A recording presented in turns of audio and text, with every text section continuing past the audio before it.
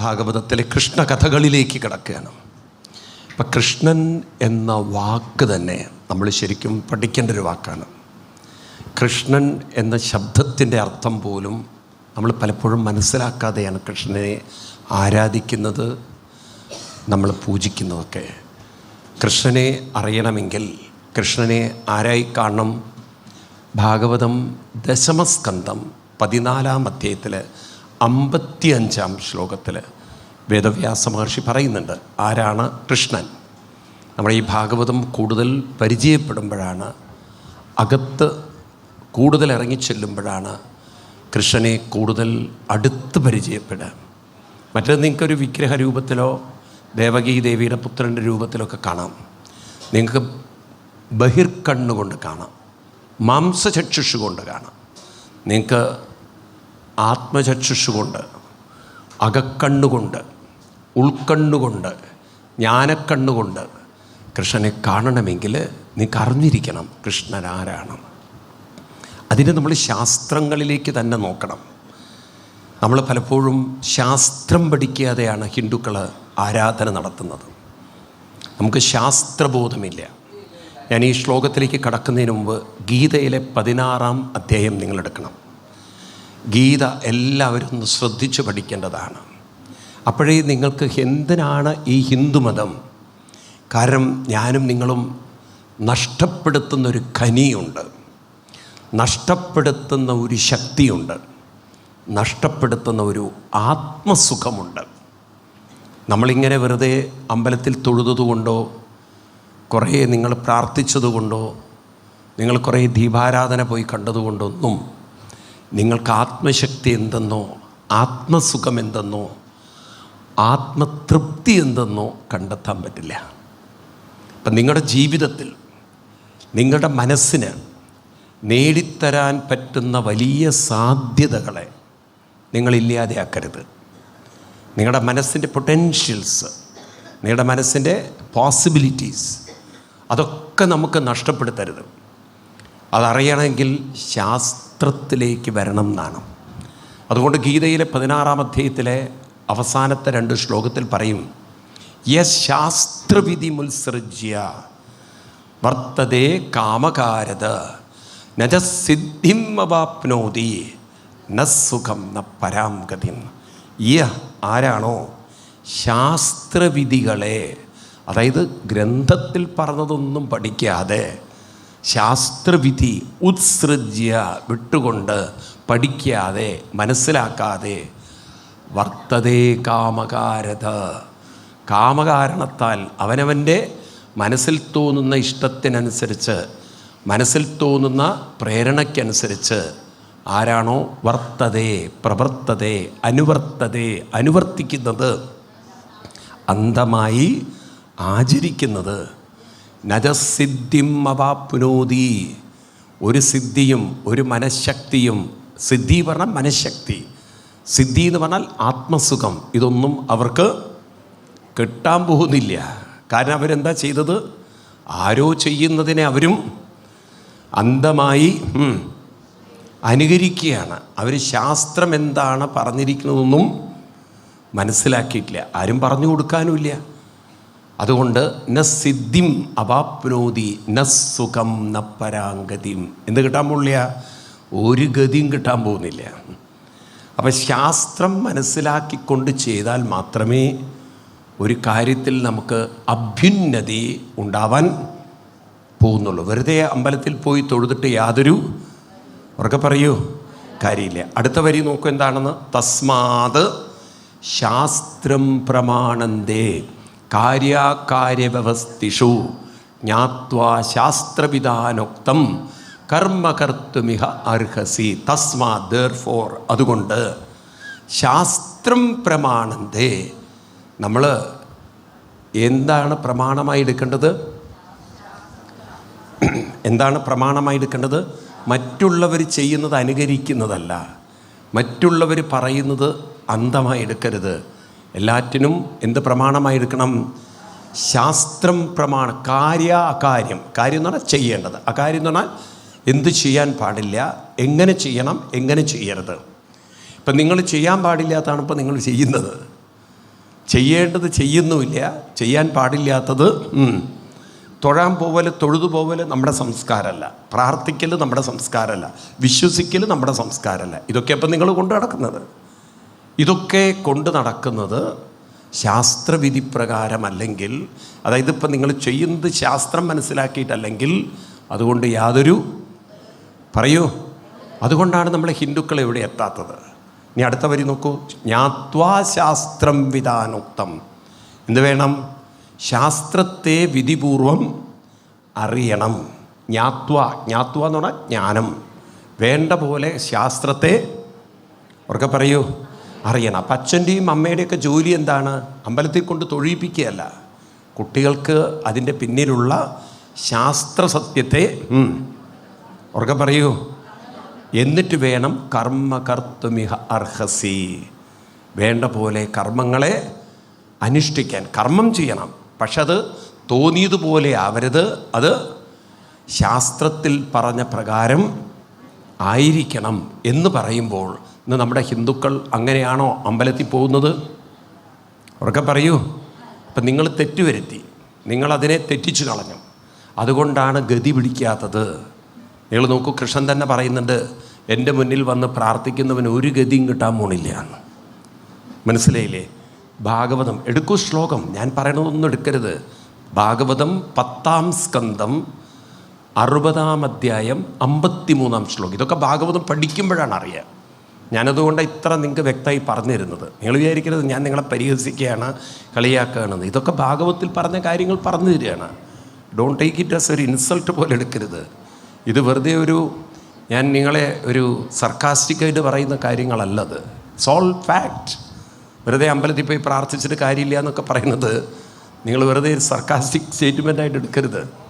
It's all said by Krishnan. Krishnan പറഞ്ഞ കാര്യമാണ് പറയണത്.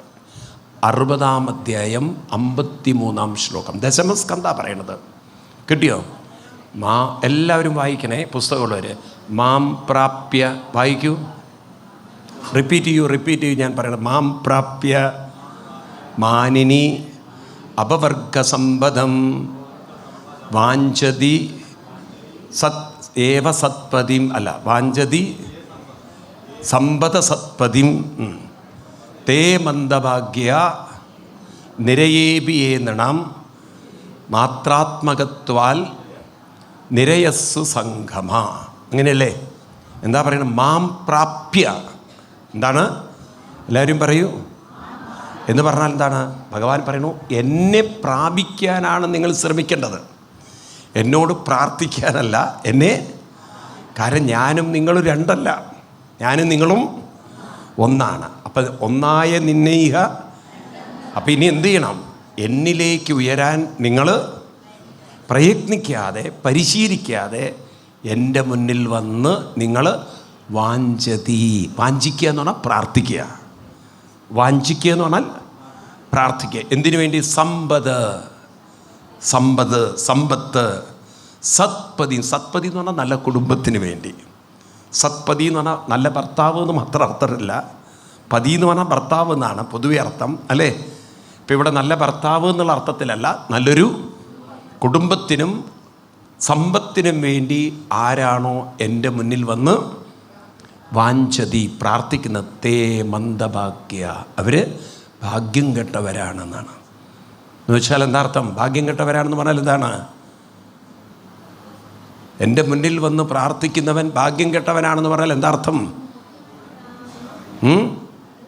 കഴുതകളാണെന്നർത്ഥം. പ്രാർത്ഥിക്കുന്നവൻ ആരാണ്? കഴുതകളാണ്. പ്രാർത്ഥിക്കാനല്ല നമ്മൾ അമ്പലത്തിൽ പോകുന്നത്. എന്തിനാണ്? പരിശീലിക്കാനാണ്. എന്തിനാണ്?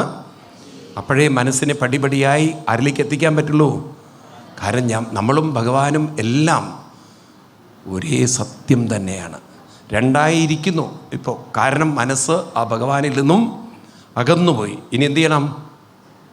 അപ്പം നമ്മുടെ വീട്ടിൽ കുഴിച്ചിട്ട തെങ്ങ് അടുത്ത പറമ്പിലേക്ക് പോയി, അവർക്ക് ബുദ്ധിമുട്ടുണ്ടാക്കും. എന്ത് ചെയ്യണം? മുരട് നമ്മുടെ ഭാഗത്താണ്, തല അപ്പുറത്താണ്. അപ്പം എന്ത് ചെയ്യണം? നല്ല തെങ്ങാണെങ്കിൽ തല വെട്ടുമോ? അപ്പം എന്തു ചെയ്യും? നല്ല കമ്പിയൊക്കെ എടുത്ത് വലിച്ചു ഇങ്ങോട്ട് തലയാക്കും. ഇതുപോലെ നമ്മുടെ തല എങ്ങോട്ട് പോയി? അടുത്ത പറമ്പിലേക്കോ? നമ്മുടെ തല എങ്ങോട്ട് പോയി? വേണ്ടാത്ത ചിന്തകളിലേക്ക് പോയി. അല്ല, അടുത്ത പറമ്പിലേക്കല്ല. എവിടേക്ക് പോയി? വേണ്ടാത്ത എടാകൂടത്തിലേക്കൊക്കെ പോയി, വേണ്ടാത്ത ചിന്തകളിലേക്ക് പോയി, വേണ്ടാത്ത കുശുമ്പിലേക്ക്, കുരുട്ടിലേക്ക്, അസൂയയിലേക്ക്, സ്വാർത്ഥതയിലേക്ക് പോയിട്ടില്ല. എന്താ ഒന്നും മിണ്ടാത്തത്? പോയിട്ടുണ്ടോ? അപ്പോൾ ആ തല എന്ത് ചെയ്യണം? കമ്പി എടുത്ത് വലിച്ചു കൊണ്ടുവരണം. ഇവിടെ കമ്പി കൊണ്ട് വലിച്ചു കൊണ്ടുവരിക പറഞ്ഞാൽ എന്താണ്? സാധന അനുഷ്ഠിക്കണം. എന്ത് ചെയ്യണം? അപ്പോഴാണ് ആരിലേക്ക് തിരിച്ചെത്തുക? ഭഗവാനിലേക്ക്. കാരണം ഭഗവാനിൽ നിന്നും വന്നവരാണ്. ആരാണ്? നമ്മളെവിടെ നിന്നാണ് വന്നത്? ഭഗവാനിൽ നിന്നാണ്. ഇവിടെയാണ് നമ്മൾ മനസ്സിലാക്കേണ്ടത്. ഇതര മതങ്ങൾ, ക്രിസ്തു മതമൊക്കെ പഠിപ്പിക്കുന്നത് നിങ്ങൾ ദൈവത്തിൻ്റെ സന്താനം എന്നാണ്. എന്താണ്? You are the children of God എന്നാണ്. കാരണം അവർക്ക് ദൈവം ക്രിയേറ്ററാണ്, ദൈവം ഒരു സൃഷ്ടാവാണ്. അതുകൊണ്ടാണ് അവർ ദൈവത്തെ പിതാവേ പിതാവേ പിതാവേ എന്ന് എപ്പോഴും വിളിക്കുന്നത്, അല്ലേ? അവർ കല്യാണം കഴിക്കാത്ത അച്ഛന്മാർ എന്താ വിളിക്കുക? പിതാവ് എന്നാണ് വിളിക്കുക. ഇപ്പോഴാണ് അവർ തിരുമേനിയൊക്കെ ആയത്, മനസ്സിലായില്ലേ? പണ്ടൊക്കെ അവർ പിതാക്കന്മാരായിരുന്നു, ഇപ്പോൾ അവർ തിരുമേനിമാരായി. ഒരു കാര്യം എന്താ മനസ്സിലാക്കേണ്ടത് വെച്ചാൽ, ഈ തരത്തിൽ അവരിതൊക്കെ പറയുമ്പോഴും അവരുടെ ഉള്ളിൻ്റെ ഉള്ളിൽ അവർ വിചാരിച്ചിരിക്കുന്നത് ദൈവം എന്ന് പറയുന്നത് സ്വർഗത്തിലിരിക്കുന്ന ഒരു പിതാവിൻ്റെ രൂപത്തിലാണ്. ഏത് രൂപത്തിൽ? പക്ഷെ നമുക്ക് ദൈവം പിതാവുമല്ല, ദൈവത്തിൻ്റെ പുത്രന്മാരുമല്ല. നമ്മളാരാണ്? നിങ്ങൾക്കത് മനസ്സിലാവണം. അവിടെ കത്തിച്ചോളൂ അമ്മേ. നമ്മളാരാണ്? ഗീതയിൽ 15-ാം അധ്യായം 7-ാം ശ്ലോകം. അതൊക്കെ കുട്ടികൾക്ക് പറഞ്ഞു കൊടുക്കണം. നമ്മളാരാണ്? സയൻറ്റിഫിക്കലി നമ്മളാരാണ്? ഇതൊക്കെ ഒരു സയൻസ് വെച്ചുകൊണ്ട് പറഞ്ഞു കൊടുക്കാൻ സാധിച്ചാൽ പിന്നെ നിങ്ങൾക്ക് സംശയം ഉണ്ടാവില്ല. എന്താ പറയുന്നത്? നിൽക്കട്ടെ, ആദ്യം ഞാൻ അതിലേക്ക് ശ്ലോകത്തിലേക്ക് കടക്കാം, എന്നിട്ട് നിങ്ങൾക്ക് പറഞ്ഞുതരാം. 15-ാം അധ്യായത്തിൽ 7 കിട്ടിയോ? മമൈവ അംശോ ജീവലോകേ. എന്താ പറയുന്നത്? മമൈവ അംശോ ജീവ. ഇതൊന്നും ആരും നിങ്ങൾക്ക് പറഞ്ഞു തന്ന കാര്യമല്ല പറഞ്ഞു തരുന്നത്. നിങ്ങൾ ശ്രദ്ധിക്കുക, അപ്പോഴേ നിങ്ങൾക്കിത് മനസ്സിലാവുള്ളൂ. നിങ്ങളിലേക്ക് ശ്രദ്ധിക്കുമ്പോൾ നമ്മൾ ശ്വസിക്കുന്ന വായു ഏതാണ്? ശ്വസിക്കുന്ന വായു അന്തരീക്ഷത്തിലെ ഒരു പൂർണ്ണ വായുവിൻ്റെ അംശമാണോ അല്ലയോ? ശാസ്ത്രീയമായി ഉത്തരം പറഞ്ഞാൽ മതി. ആണോ അല്ലയോ? നമ്മുടെ ശരീരത്തിലെ ചൂട്, ഇപ്പം ബ്ലഡൊക്കെ കട്ട പിടിക്കാതെ ഒഴുകുന്നതിന് കാരണം അതിന് ചൂടുള്ളതാണ്. ഭക്ഷണം ദഹിക്കുന്നതിന് കാരണം അഗ്നി, ജഠരാഗ്നി ഉള്ളതുകൊണ്ടാണ്. ആണോ? ഈ ചൂട് അന്തരീക്ഷത്തിലെ ചൂടിൻ്റെ ഒരു അംശമാണോ? ആണോ?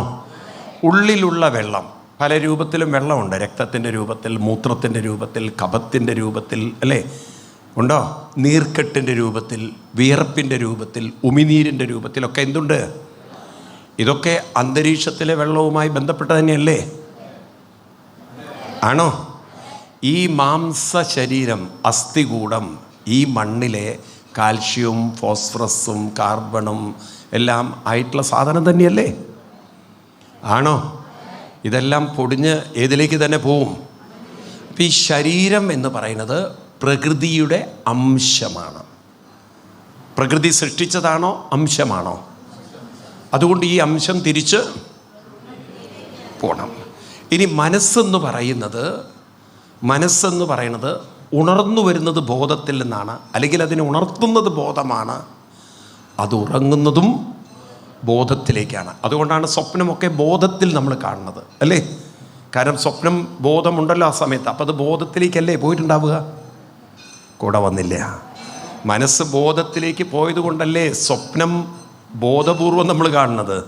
സ്വപ്നത്തിൽ ബോധമില്ലേ? ഉണ്ടോ? ഉണ്ട്. അപ്പം മനസ്സ് പോയത് എങ്ങോട്ടാണ്? ബോധത്തിലേക്കാണ്. പക്ഷെ നമുക്ക് ആ ബോധത്തിലേക്കാണ് പോയതെന്ന ബോധം ഇല്ല എന്ന് മാത്രം. ശ്രദ്ധിക്കണ്ടോ? അപ്പം മനസ്സ് ബോധത്തിൽ നിന്ന് വരുന്നു, ബോധത്തിലേക്ക് പോകുന്നുവെങ്കിൽ മനസ്സിലാക്കണം, ആ മനസ്സ് ബോധത്തിൻ്റെ അംശമാണ്. ഏതിൻ്റെ അംശം? അല്ലേ? ആണോ അല്ലയോ? അപ്പം ഭഗവാൻ പറയുന്നു മമൈവ അംശോ ജീവലോകേ എന്ന് പറഞ്ഞാൽ എന്താർത്ഥം? പൂർണ്ണബോധസ്വരൂപനായ എൻ്റെ അംശമാണ് എല്ലാ മനസ്സുകളും. നിങ്ങളാരും എൻ്റെ സൃഷ്ടിയുമല്ല, എൻ്റെ മക്കളുമല്ല. നിങ്ങൾ എൻ്റെ അംശമാണ്. അംശമായതിന് വീണ്ടും പൂർണ്ണമാവാൻ പറ്റും. ഒരംശമായ പുഴയ്ക്ക് ഒഴുകി പൂർണ്ണ കടലായി മാറാൻ പറ്റുമോ? ഒരംശമായി നിൽക്കുന്ന തോട്ടിലെ വെള്ളത്തിന് ഒഴുകി ഒഴുകി ഒഴുകി ഒഴുകി ഒഴുകി ഒഴുകി ഒഴുകി പൂർണ്ണമായൊരു കടലിലേക്ക് എത്താൻ പറ്റുമോ? ഉറക്കെ പറയൂ. ആപൂര്യമാണമജലപ്രതിഷ്ഠം സമുദ്രമാപ പ്രവിശന്തി യദ്വത് തദ്വത് കാമായം പ്രവിശന്തി സർവേ സശാന്തിമാപ്നോദിന കാമകാമി. അപ്പം പൂർണ്ണതയിൽ നിന്നും വന്ന കടലിലെ വെള്ളമാണ് നീരാവിയായിട്ട് പലയിടത്തും വീണ് വെള്ളത്തുള്ളിയായിട്ട് മഴത്തുള്ളിയായിട്ട് പെരുമഴയായിട്ട് പെയ്ത് നീർച്ചാലുകളായി ഓടകളായി തോടുകളായി അവസാനം പുഴയായി എവിടെ എത്തിച്ചേരുന്നത്? കടലിൽ എത്തിച്ചേരുന്നത്. ഇതുപോലെ നിരന്തര സാധനയിലൂടെ അനുഷ്ഠാനത്തിലൂടെ പരിശീലനത്തിലൂടെ ഈ മനസ്സിനെ പൂർണ്ണ ബോധത്തിലേക്ക് നമുക്കും എത്തിച്ചേർക്കാൻ സാധിക്കും. ഇതാണ് ഭാരത ഋഷിവര്യന്മാർ കണ്ടെത്തിയത്. അപ്പം അതിന് പകരം നമ്മൾ ദൈവത്തിൽ നിന്നും വേറെയാണ്, ദൈവത്തിൻ്റെ ഒരു അടിമയാണ്, ദൈവത്തിൻ്റെ ഒരു കാരുണ്യത്തിന് യാചിക്കേണ്ടവരാണ്, ദൈവം എന്തോ നമുക്ക് നേരെയാക്കി തരുന്ന ഒരാളാണെന്ന് വിശ്വസിക്കുന്നതൊക്കെ ശരിയാണോ തെറ്റാണോ? അവർക്ക് പറയൂ. നമ്മൾ യാചിക്കേണ്ടവരാണോ, പ്രാർത്ഥിക്കേണ്ടവരാണോ, പരിശീലിക്കേണ്ടവരാണോ? പക്ഷേ നമ്മൾ ഇത്രയും കാലം നിങ്ങൾ എന്താ ചെയ്തത്? പ്രാഗായിരുന്നോന്നോ?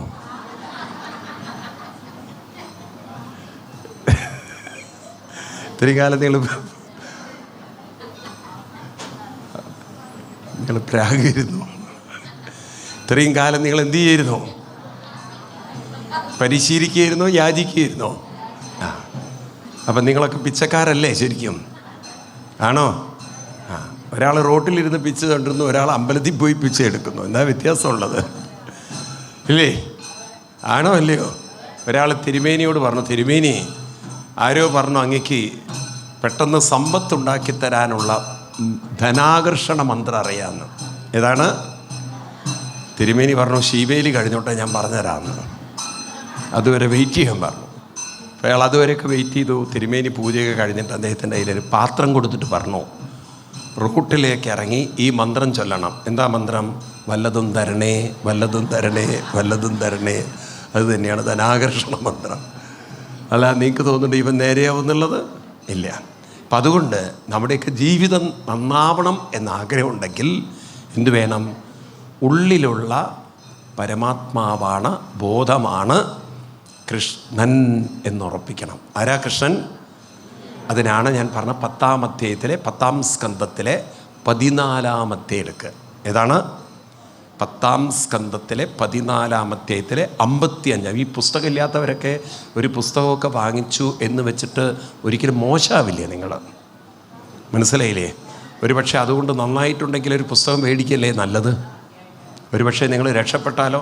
ആവണമെന്ന് ആഗ്രഹമുണ്ടെങ്കിൽ, രക്ഷപ്പെടണമെന്ന് കൊണ്ടൊരു പുസ്തകമൊക്കെ എടുത്ത് നോക്കുക. ഞാൻ പറയുന്ന ശ്ലോകം നോക്ക്. ഇത്രയും ഡീറ്റെയിൽ ആയിട്ട് നിങ്ങൾക്ക് പറഞ്ഞു തരുന്നില്ലേ?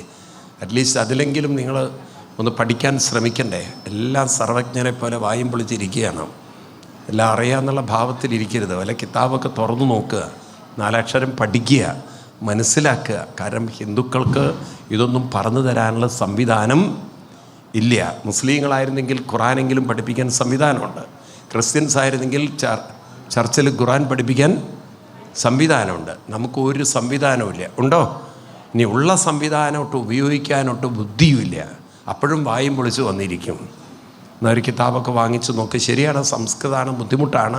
എന്നാലും മെനക്കെട്ട് കഴിഞ്ഞാൽ ഏതും പഠിച്ചെടുക്കാം. നിങ്ങൾ വിചാരിക്കേണ്ട സംസ്കൃതം ആയതുകൊണ്ട് പഠിക്കാൻ ബുദ്ധിമുട്ടാണെന്നൊക്കെ. നിരന്തരം വായിച്ചാൽ അർത്ഥം പിടികിട്ടും. ഞാൻ സത്യം പറയാം, ഞാൻ സംസ്കൃതം പഠിച്ച ആളല്ല. എനിക്ക് സംസ്കൃതം ഞാൻ പഠിക്കാൻ പറ്റിയിട്ടില്ല. എൻ്റെ വിഷയം തന്നെ വേറെയാണ്. ഞാൻ പക്ഷെ നിരന്തരം ഇത് ഉപാസിച്ച് അങ്ങനെയാണ് ഇതിൻ്റെ അർത്ഥം. ഇന്ന് നമുക്ക് കിട്ടും, ബുക്കുകളൊക്കെ അവൈലബിളാണ്. സാൻസ്ക്രിറ്റ് പഠിക്കണമെന്നൊന്നുമില്ല. നിങ്ങൾക്ക് തരുന്ന ഇതിൻ്റെയൊക്കെ ഇഷ്ടംമാതിരി ഇൻ്റർപ്രിട്ടേഷനുള്ള ബുക്കുകളുണ്ട്. അത് നോക്കുക, അപ്പം അതിൽ ബുദ്ധി ഉപയോഗിക്കുക. ഇതെന്താ ഇങ്ങനെ വന്നത്, എന്താ ഈ അർത്ഥം വന്ന് ചിന്തിക്കണം. അപ്പം അർത്ഥം കിട്ടും. നിൽക്കട്ടെ. 10-ാം സ്കന്ധം 14-ാം അധ്യായം 55-ാം ശ്ലോകം. 10, 14, 55. കൃഷ്ണം ഏനം അവൈഹിത്വം ആത്മാനം അഖിലാത്മനാം ജഗദ്ഹിതായ സോപ്യത്ര ദേഹീവഭാതി മായയ. കണ്ടോ എന്താ പറയുന്നത്? കൃഷ്ണനെ അവേഹി പറഞ്ഞാൽ അറിഞ്ഞാലും. അവേഹി എന്ന ശബ്ദത്തിനർത്ഥം അറിയണം. കൃഷ്ണനെ കാണാനല്ല പറയുന്നത്, കൃഷ്ണനെ ഉറക്കെ പറയൂ, കൃഷ്ണനെ കാണാനല്ല പറഞ്ഞിരിക്കുന്നത്, കൃഷ്ണനെ അറിയണം എന്നാണ് കൃഷ്ണനും പറയുന്നത്. നിങ്ങളെന്നെ അറിയൂ എന്നാണ് കൃഷ്ണൻ തന്നെ പറഞ്ഞിട്ടുണ്ട്. എന്നെ കണ്ടു തൊഴുതു പോകുന്നവൻ കഴുതയാണെന്ന്. എന്നെ അറിയാൻ ശ്രമിക്കൂ. അപ്പം ഞാൻ ആരാണ്? ആത്മാനം അഖിലാത്മനാം. എവിടെയാണ് കൃഷ്ണൻ? എല്ലാവരുടെയും ആത്മാവെന്ന് പറഞ്ഞാൽ എന്താ അർത്ഥം? മനസ്സിനെ ഉണർത്തുന്ന ബോധം. പറയൂ, ഉണർത്തുന്ന ബോധം, അല്ലാതെ മനസ്സല്ല. മനസ്സിനെ ഉണർത്തുന്ന ബോധത്തെയാണ് എന്ത് വിളിക്കുക? ആത്മാവ്, പരമാത്മാവ് എന്നൊക്കെ വിളിക്കുന്നത്. അപ്പോൾ ഭഗവാനാണ് നമ്മുടെ മനസ്സിനെ ആത്മരൂപത്തിൽ ഉണർത്തുന്നത്. മനസ്സിലാവുണ്ടോ നിങ്ങൾക്ക്? അപ്പോൾ ഭഗവാനെ എവിടെ കാണണം? മനസ്സിലല്ല കാണേണ്ടത്, മനസ്സിനെ ഉണർത്തുന്ന ബോധമായി അറിയണം. കാണാൻ പറ്റില്ലേ നിങ്ങൾക്ക്? കാണണമെങ്കിൽ ഏത് കണ്ണ് തുറക്കണം? ആ അകക്കണ്ണ് തുറക്കണം. അപ്പം അതിന് നിങ്ങൾ പരിശ്രമിച്ചാൽ മാത്രമേ നിങ്ങളുടെ ജീവിതത്തെ മാറ്റിമറിക്കാൻ നിങ്ങൾക്ക് സാധിക്കുള്ളൂ. അപ്പം ഇന്ന് നമുക്കിത് പറഞ്ഞാൽ മനസ്സിലാവില്ല. കാരണം എന്താ അറിയോ? നമ്മൾ മനസ്സിൻ്റെ സെൻറ്റിമെൻറ്റിൽ കിടക്കുന്നവരാണ്. എവിടെ? മനസ്സിൻ്റെ ഇമോഷനിൽ, അതായത് വൈകാരിക തലത്തിൽ കുരുങ്ങി കിടക്കുന്നവരാണ്. ഇപ്പം എന്താ വൈകാരികത? അനുകൂലമായ അനുഭവങ്ങൾ വരുമ്പം സന്തോഷം, സുഖം, ഹാ ഹാ ഹാ പൊട്ടിച്ചിരിക്കണം. എന്നാൽ പ്രതികൂലമായി വല്ല അടികളും കുത്തുകളും അല്ലെങ്കിൽ വേദനകളും വിഷമങ്ങളും വരുമ്പോൾ എന്നും പറഞ്ഞ് എന്നും പറഞ്ഞ് ചീറ്റും നമ്മൾ. അപ്പോൾ ഒരു വശത്ത് നമ്മൾ തെറ്റിദ്ധരിച്ച് ജീവിക്കുകയാണ്. എന്നും ജീവിതം നമ്മൾ വിചാരിക്കുന്ന പോലെ അനുകൂലമാവും. അതിന് സോപ്പിടാനാണ് അമ്പലത്തിൽ പോകുന്നത്. എന്തിന്? ഇതെല്ലാം അനുകൂലമാക്കി തരണേന്ന്. പക്ഷെ ഒരു പടച്ചോനും ഒന്നും അനുകൂലമാക്കി തരാൻ കൃഷ്ണന് പോലും പറ്റിയിട്ടില്ല.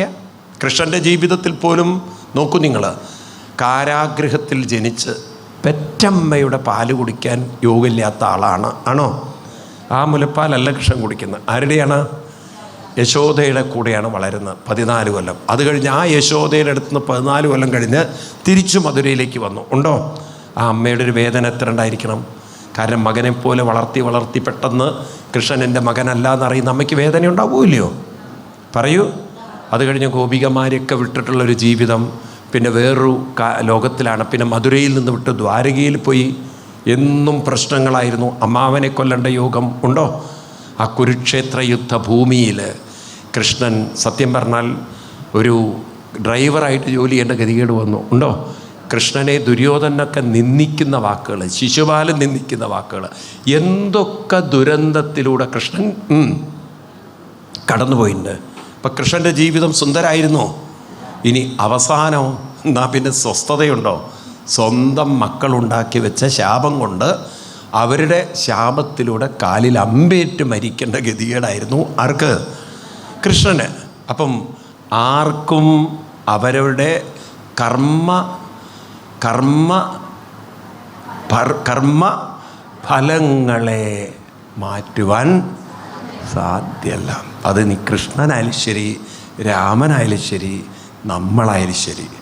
അപ്പം അതുകൊണ്ട് പ്രാർത്ഥിക്കുകയല്ല വേണ്ടത്, പരിശീലിച്ച് മനോബലം നേടുക. എന്താ വേണ്ടത്? അപ്പം എന്താ ഉണ്ടാവുക? കർമ്മഫലത്തിൻ്റെ തീവ്രത കുറയും. നമ്മൾ പറയല്ലേ, തേങ്ങയായിരുന്നു വീഴേണ്ടത്, പക്ഷെ അതൊരു തേങ്ങയ്ക്ക് പകരം ഈ ചെറിയ ഇതിനെന്താ പറയുക, മച്ചിങ്ങ എന്ന് പറയുക അല്ലേ, അത് ചെറുതായിട്ട് മാറുക.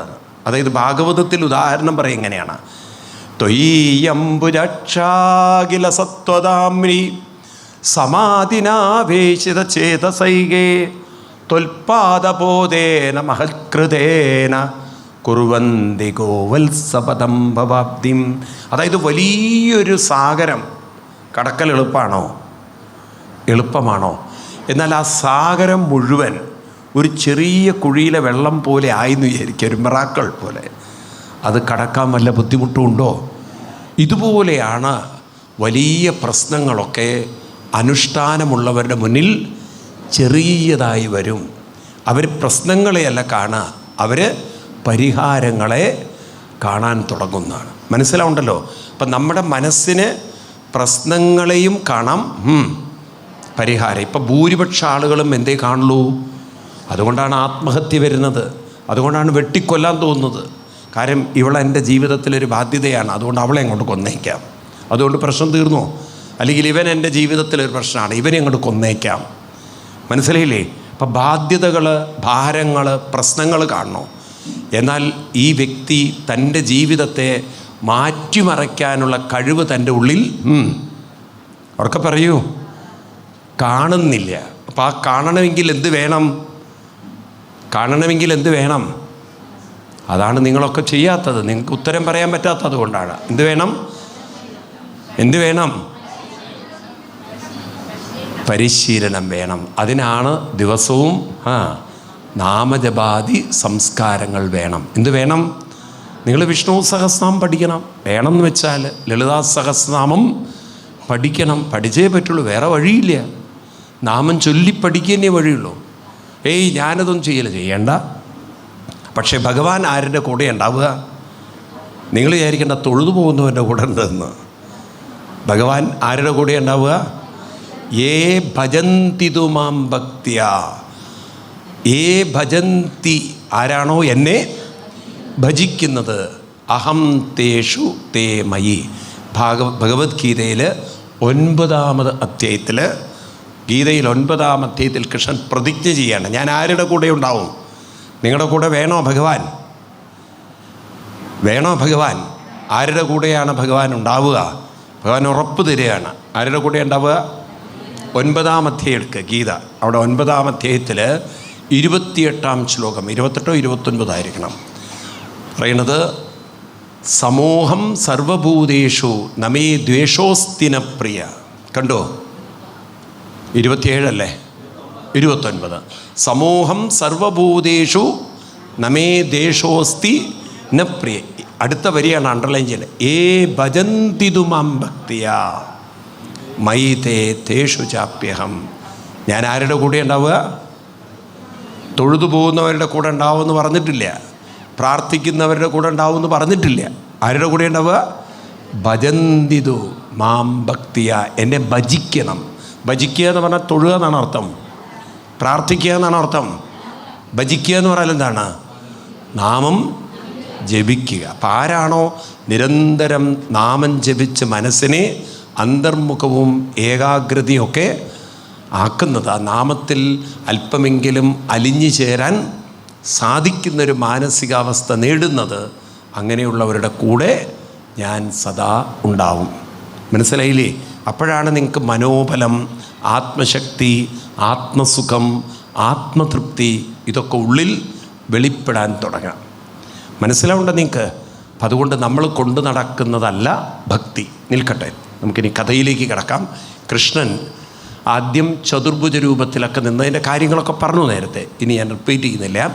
വീണ്ടും കൃഷ്ണൻ ഒരു കുഞ്ഞിൻ്റെ രൂപമെടുത്ത് ഉടനെ വസുദേവർ ആ കുഞ്ഞിനെ ഒരു കൂടയിലേക്കാക്കി നേരെ അവിടെ നിന്ന് കൊണ്ടുപോയി യമുനാ നദിയൊക്കെ കടന്ന് ഗോകുലത്തിലെത്തി. ഗോകുലത്തിലാണെങ്കിൽ രാത്രി പാതിരയ്ക്ക് പാവം യശോദാദേവി പ്രസവിച്ചിരുന്നു. പക്ഷെ അവർക്ക് ആ ക്ഷീണം കൊണ്ട് ഉറക്കം വന്നുപോയി.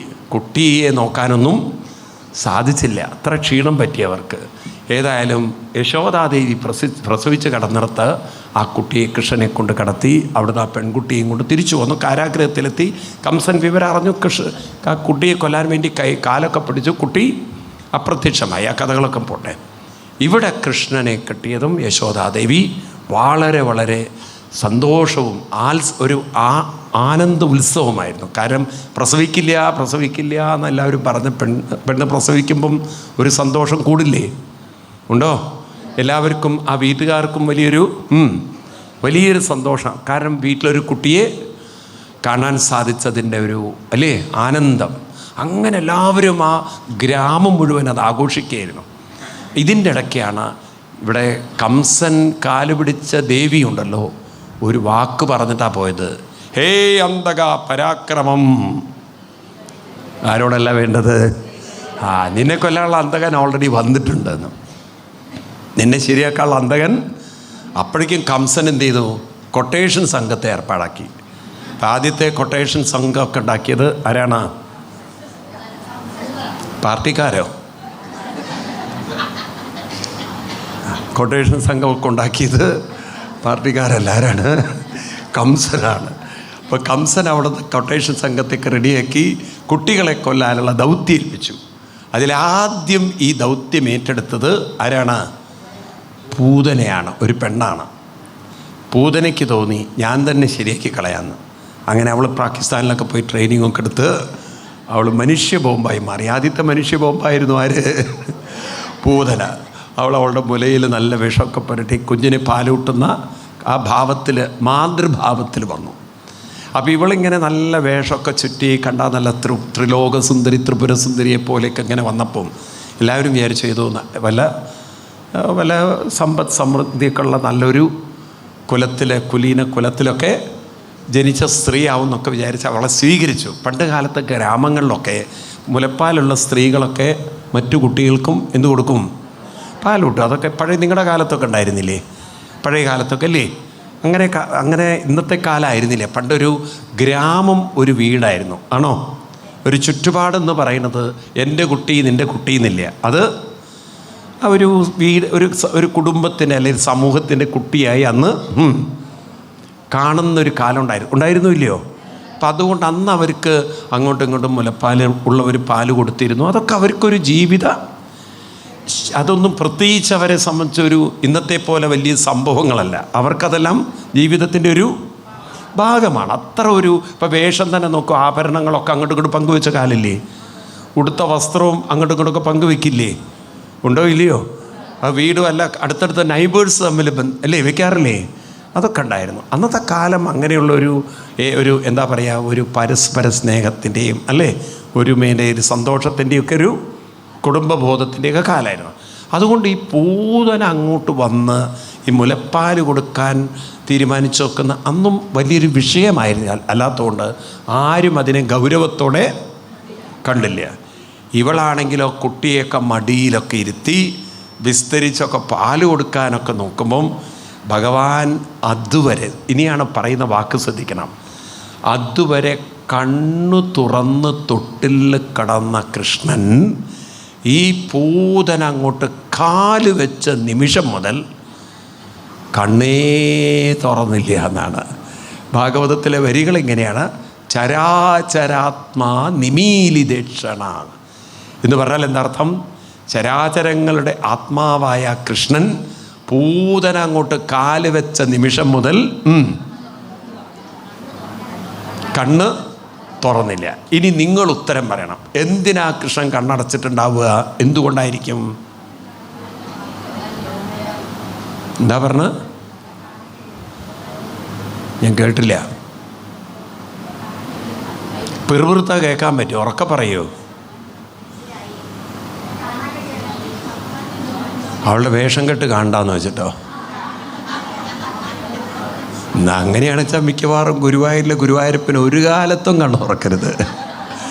മിക്കവാറും പോകുന്നതൊക്കെ വേഷം കെട്ടാടുന്നത് നല്ല ബോധമുണ്ട് ഇല്ല? ആണോ? അങ്ങനെയാണെങ്കിൽ ഗുരുവായൂരപ്പൻ എന്നും എങ്ങനെ ഇരിക്കണം? കണ്ണടച്ചിട്ട് തന്നെ ഉണ്ടാവുള്ളൂ. അപ്പോൾ എന്തായിരിക്കും ഭഗവാൻ കണ്ണ തുറക്കാതിരുന്നത്?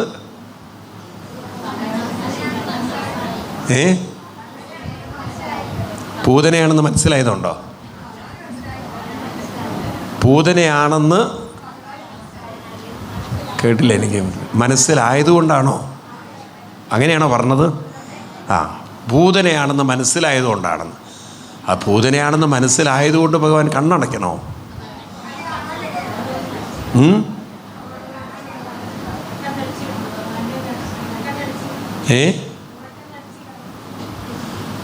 കേട്ടില്ല. എന്താ ലാസ്റ്റ് പറഞ്ഞ മനസ്സിലായില്ല. ഉറക്കം നടിച്ചു എന്നുള്ളത്. ഉറക്കം നടിച്ച് കിടക്കുക. കണ്ണടച്ചു എന്ന് പറഞ്ഞാൽ ഉറക്കം നടിച്ചു തന്നെയല്ലേ? അതിനിപ്പോൾ എടുത്ത് പറയാനില്ലല്ലോ. ഞാൻ കേട്ടത് ഉറക്കത്തിൽ അടിച്ചു എന്നെന്തുവാണ്. അപ്പോൾ എന്തിനാണ് കൃഷ്ണൻ കള്ളക്കണ്ണടച്ച് കിടന്നത്? കൃഷ്ണൻ കണ്ണടച്ചു എന്ന് പറഞ്ഞാൽ തന്നെ ഉറങ്ങിയതല്ല എന്ന് ഉറപ്പല്ലേ? എന്നാ ഉറങ്ങിയെന്ന് പറഞ്ഞാൽ പോരെ? കണ്ണടച്ചു എന്ന് പറഞ്ഞാൽ തന്നെ ഉറക്കം നടിച്ച് തന്നെയാണ് കിടക്കുന്നത്, ആണോ? അപ്പം എന്തിനായിരിക്കും കണ്ണടച്ചിട്ടുണ്ടാവുക? എന്തോ ഒരു കാര്യം ഉണ്ടാവില്ലേ? എന്തോ കാണണ്ടെന്ന് വെച്ചിട്ടുണ്ടാവില്ലേ? ഉണ്ടാവുമോ? ആർക്കറിയാം സ്വാമി, ഞങ്ങൾക്കിപ്പോൾ ഇതൊക്കെ എങ്ങനെയാ അറിയാം? ഇനി കൃഷ്ണനെ കണ്ടിട്ട് ചോദിക്കുകയെന്ന്. ഭാര്യയും ഭർത്താവും തമ്മിൽ ഭയങ്കര ചർച്ച ചെയ്യും. ഭാര്യ ചോദിച്ചു, അല്ല ഭർത്താവിനോട് ചോദിച്ചു, അല്ല ചേട്ടാ, ഈ രാമൻ ഗർഭിണിയായ സീതയെ ഗർഭിണിയൊക്കെ ആയതിനു ശേഷം ഗർഭത്തിൻ്റെ ഉത്തരവാദിത്വം രാമനറിയാം, രാവണനല്ല എന്ന് പറയാം. എന്നിട്ടും ആ രാമൻ എന്ത് ചെയ്തു?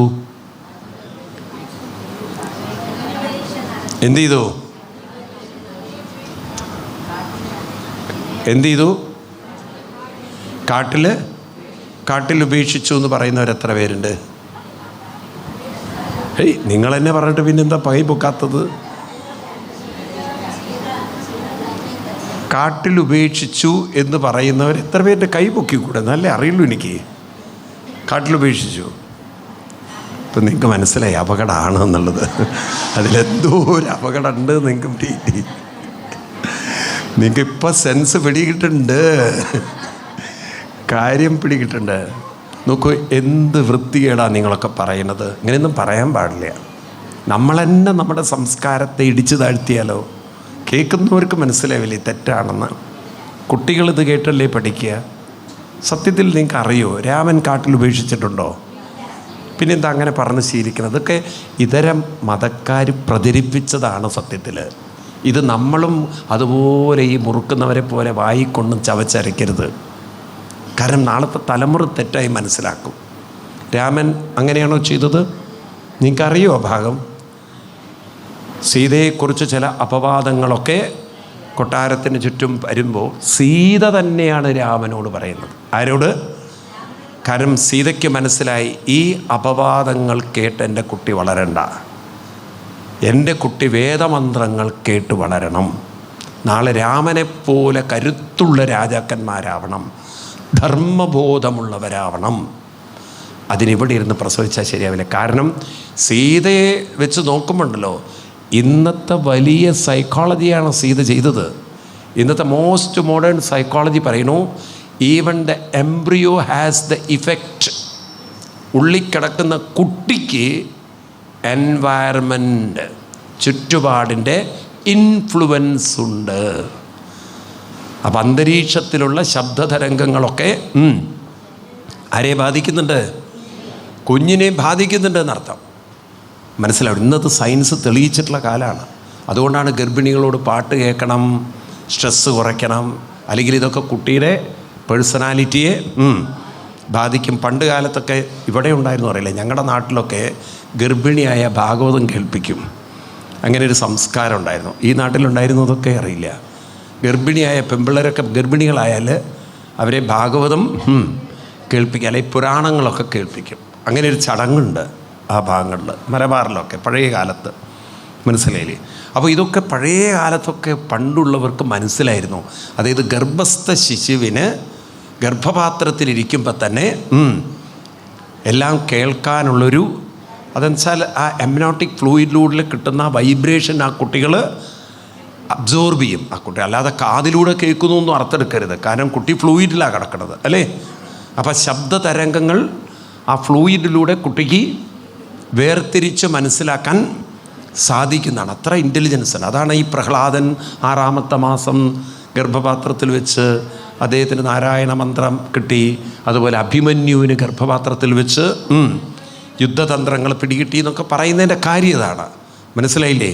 അപ്പം ഇതൊക്കെ കുട്ടികളെ സ്വാധീനിക്കും. ഇപ്പോഴും നിങ്ങൾക്ക് തെളിയിക്കാം, ആരെങ്കിലും ഗർഭിണികളായിട്ടുണ്ടെങ്കിൽ, നിങ്ങളുടെയൊക്കെ കുട്ടികളോ പേരക്കുട്ടികളോ ഗർഭിണികളാകുമ്പം നിങ്ങൾ നോക്കൂ, വിഷ്ണു സഹസ്രനാമോ എന്തെങ്കിലും ഡെയിലി കേൾപ്പിച്ച് നോക്കൂ. ആ പ്രസവിച്ചു വന്ന കുട്ടി കരയുമ്പോൾ ഒന്ന് വിഷ്ണു സഹസ്രനാമം കേൾപ്പിച്ച് നോക്കൂ, അപ്പം നിർത്തും അത് കരച്ചത്. നിങ്ങൾ ചില വീഡിയോസൊക്കെ കണ്ടിട്ടുണ്ടോ? ഒരു അമ്മ ഇങ്ങനെ ഹരേ രാമ ചൊല്ലുമ്പോൾ കുട്ടി ഇങ്ങനെ തലയാട്ടും, നിർത്തി അപ്പം കരയും. അത് നിർത്തിയാൽ അപ്പം കരയും. അപ്പം എന്താണെന്ന് വെച്ചാൽ ഗർഭത്തിലിരിക്കുമ്പോഴേ അമ്മ ചൊല്ലി ചൊല്ലി ചൊല്ലി അമ്മ ഇങ്ങനെ ചൊല്ലിയത് ഹരേ രാമ ഹരേ രാമ രാമ രാമ ഹരേ ഹരേ. അതാ കുട്ടിക്ക് കിട്ടി അതിൻ്റെ ആ വൈബ്രേഷൻ. മനസ്സിലായില്ലേ? ഇങ്ങനെ കുട്ടികളിൽ ഇത്തരത്തിലുള്ള ഒരു സ്വാധീനമുണ്ട്. അതുകൊണ്ടാണ് ചില പാട്ടുകൾ കേൾക്കുമ്പോൾ കുട്ടികളിൽ സ്വാധീനമുണ്ടാകുന്നു. ചില കുട്ടികൾ സംഗീതം ആരും പഠിപ്പിക്കാതെ തന്നെ ചൊല്ലുന്നവരുണ്ട്. ഉണ്ടോ ഇല്ലയോ? ചിലർക്ക് ചെറുപ്പത്തിൽ തന്നെ ആത്മീയതയോട് അമ്പലത്തിൽ പോകാനൊക്കെ ഒരു താല്പര്യമുണ്ട്. ഇത്തരം കഥകളോട് താല്പര്യമുള്ള കുട്ടികളുണ്ട്. ഉണ്ടോ? അപ്പം അതുകൊണ്ട് സീതാദേവിക്ക് മനസ്സിലായി എൻ്റെ കുട്ടികൾ വേദമന്ത്രമൊക്കെ കേട്ട് പഠിക്കണം. രാമനോട് ചോദിക്കുകയാണ്, ഏറെ നാളായൊരു മോഹം, എനിക്ക് വാത്മീകി ആശ്രമത്തിൽ കുറച്ച് ദിവസം ചെലവഴിക്കണം എന്നുണ്ട്. അപ്പോഴാണ് രാമൻ പറഞ്ഞത്, ശരി സീതയെ. രാമനത് സന്തോഷമായി. കാരണം അല്ലെങ്കിൽ കൊട്ടാരത്തിൽ ഇങ്ങനെ ഈ തരത്തിൽ അപവാദങ്ങളിങ്ങനെ പറഞ്ഞു നടക്കുമ്പോൾ അത് ശരിയല്ല. സീത അവിടെ വളരുന്നത്, സീതയുടെ കുട്ടി വളരുന്നത്. അങ്ങനെയാണ് ലക്ഷ്മണനോട് കാട്ടിലുപേക്ഷിക്കല്ല, വാത്മീകി ആശ്രമത്തിൽ വാത്മീകിയെ ഏൽപ്പിക്കുകയാണ്. എന്താ ചെയ്തത്? വാത്മീകി മഹർഷിയെ ഏൽപ്പിക്കുകയാണ്. ആ ഏൽപ്പിക്കുക എന്ന വാക്കും കാട്ടിലുപേക്ഷിച്ചു എന്നുള്ള വാക്കും തമ്മിലുള്ള അന്തരം എത്രയുണ്ട്? മനസ്സിലാവുണ്ടോ ഞാൻ പറയണത്? മനസ്സിലാവുണ്ടോ? എന്താ പറഞ്ഞത്? രാമൻ സീതയെ വാത്മീകി മഹർഷിയെ അതല്ലേ പറയേണ്ടത്? നിങ്ങൾ പറയുന്നത് ശരിക്കും നല്ല ഭാഷയായിരുന്നോ? അത് പറയാൻ പാടുണ്ടോ? അങ്ങനെ പറഞ്ഞാൽ എന്താ തെറ്റ്?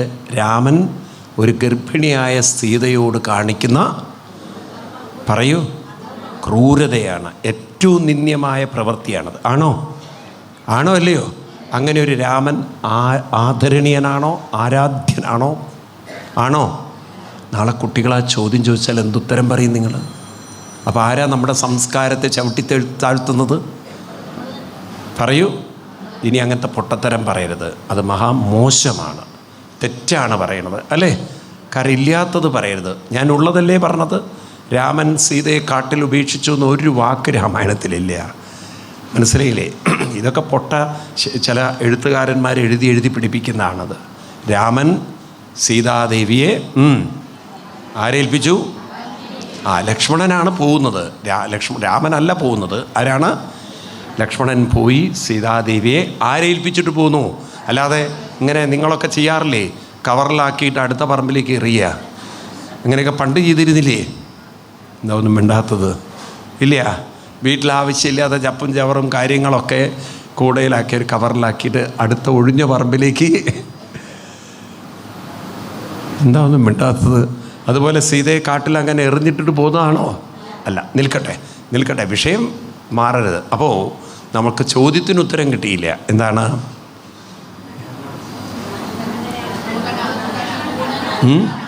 പൂതനയെ വിടാൻ പാടില്ല. പൂതന വന്നപ്പോൾ കൃഷ്ണൻ എന്ത് ചെയ്തു? അതാണ് ഉത്തരം കിട്ടേണ്ടത്. ഇനിയിപ്പോൾ അതിനെന്താ ഉത്തരം?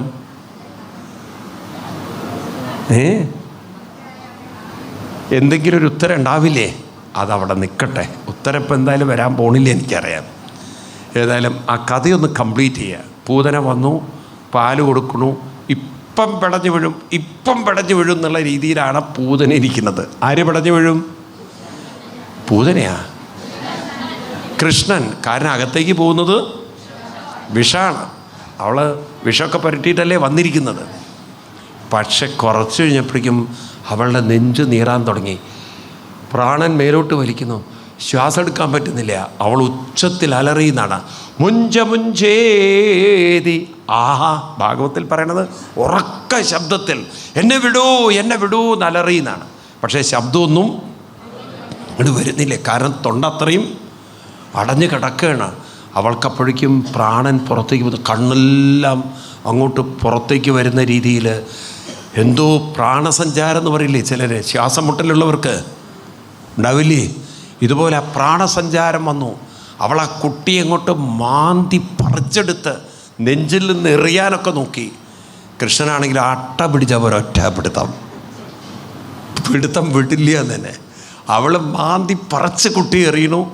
കൃഷ്ണൻ അത്ര അമർത്തി അങ്ങനെ മുറുക്കി പിടിച്ചിരിക്കുകയാണ്. അപ്പോഴേക്കും അവളുടെ രൂപമൊക്കെ അങ്ങോട്ട് മാറി. നമ്മൾ പറയില്ലേ തനി സ്വഭാവം, ആ തനിരൂപമൊക്കെ അങ്ങോട്ട് വന്നു, ഉഗ്രരൂപം. പിന്നെ അവൾ ആ ശ്വാസം പ്രാണനങ്ങോട്ട് പോകുന്നതും മറഞ്ഞ് പുറകോട്ടൊരൊറ്റ വീഴ്ചയാണ്. എല്ലാവരും ശബ്ദമൊക്കെ കേട്ട് ഓടി വന്ന് നോക്കുമ്പോൾ വലിയൊരു പർവ്വതം അവളുടെ ശരീരമൊക്കെ കൂടെ എന്തായിട്ടുണ്ട്. അതിന് മുകളിൽ ചെറിയൊരു കുന്ന്, അതിലിങ്ങനെ തൂങ്ങി നിൽക്കുന്നു കൃഷ്ണൻ.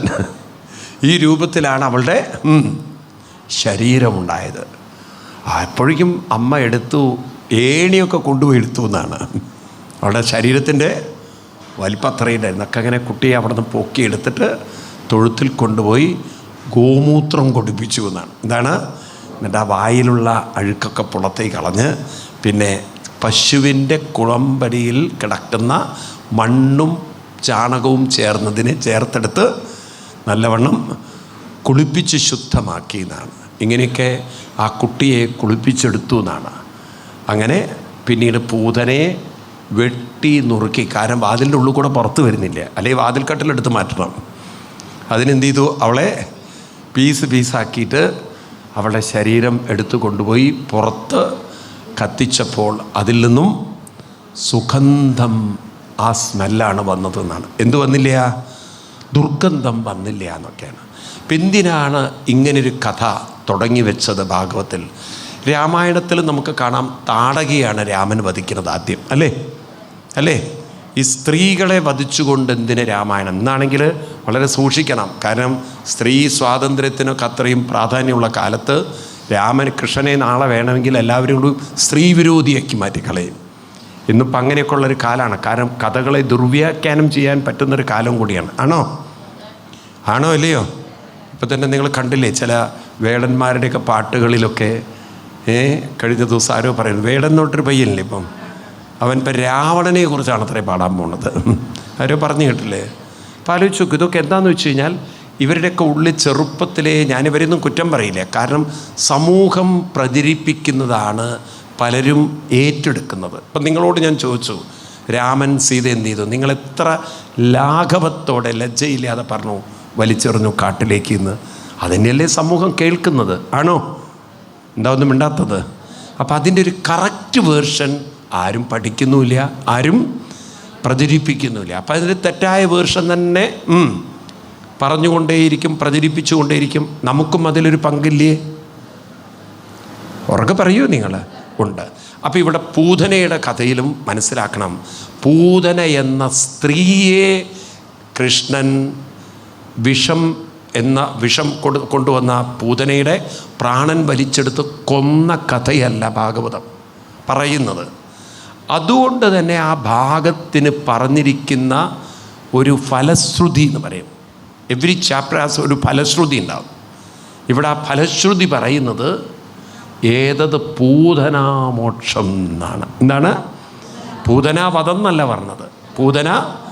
അപ്പം നമ്മളതിൻ്റെ അർത്ഥം ഗ്രഹിക്കണം. ഈ ഭാഗവതം പഠിക്കുമ്പോൾ തന്നെ നമ്മുടെ മുന്നിലൊരു ചിത്രം ഉണ്ടാകണം.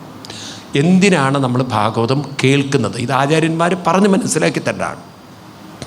12-ാം സ്കന്ധം 3-ാം അധ്യായത്തിൽ 14-ാം ശ്ലോകം, 12-3-14 ആ ശ്ലോകം വെച്ചുകൊണ്ട് വേണം ഭാഗവത കഥകളിലൂടെ നമ്മൾ കണ്ണോടിക്കാൻ. പലരും അത്തരത്തിലൊരു റാഷണലായിട്ട് നമ്മൾ ലോജിക്കലി ഭാഗവതം പഠിക്കുന്നില്ല. പലരും കഥ പറഞ്ഞു പോവുകയാണ്. അതുകൊണ്ട് ഇതൊക്കെ ഒരു പൂതനയെ, ഒരു പെണ്ണിന് നല്ലത് അടിച്ചായിട്ടുള്ളൊരു പെണ്ണിനെ കൃഷ്ണൻ അങ്ങനെയുള്ളൊരു പെണ്ണിൻ്റെ പാല് കുടിച്ച് അതിനെ കൊന്ന കഥയായിട്ടാണ് നമ്മളൊക്കെ പൂതനാമോക്ഷത്തെ കേട്ടുള്ളത്. ആണോ അല്ലയോ? ഒരു പെണ്ണ് വിഷമൊക്കെ പുരട്ടിയായിട്ട് വരുന്നു, കൃഷ്ണനെ പാല് കുടിപ്പിക്കുന്നു, കൃഷ്ണൻ അവളെ പാല് കുടിക്കുന്നു എന്ന വ്യാജേന അവളെ കൊല്ലുന്നു. ഇതല്ലേ പൊതുവേ നമ്മുടെയൊക്കെ ചിത്രം കുട്ടിക്കാലം മുതൽ? ഇതന്നെയല്ലേ കുട്ടികൾക്കൊക്കെ പറഞ്ഞു കൊടുക്കാറുള്ളത്?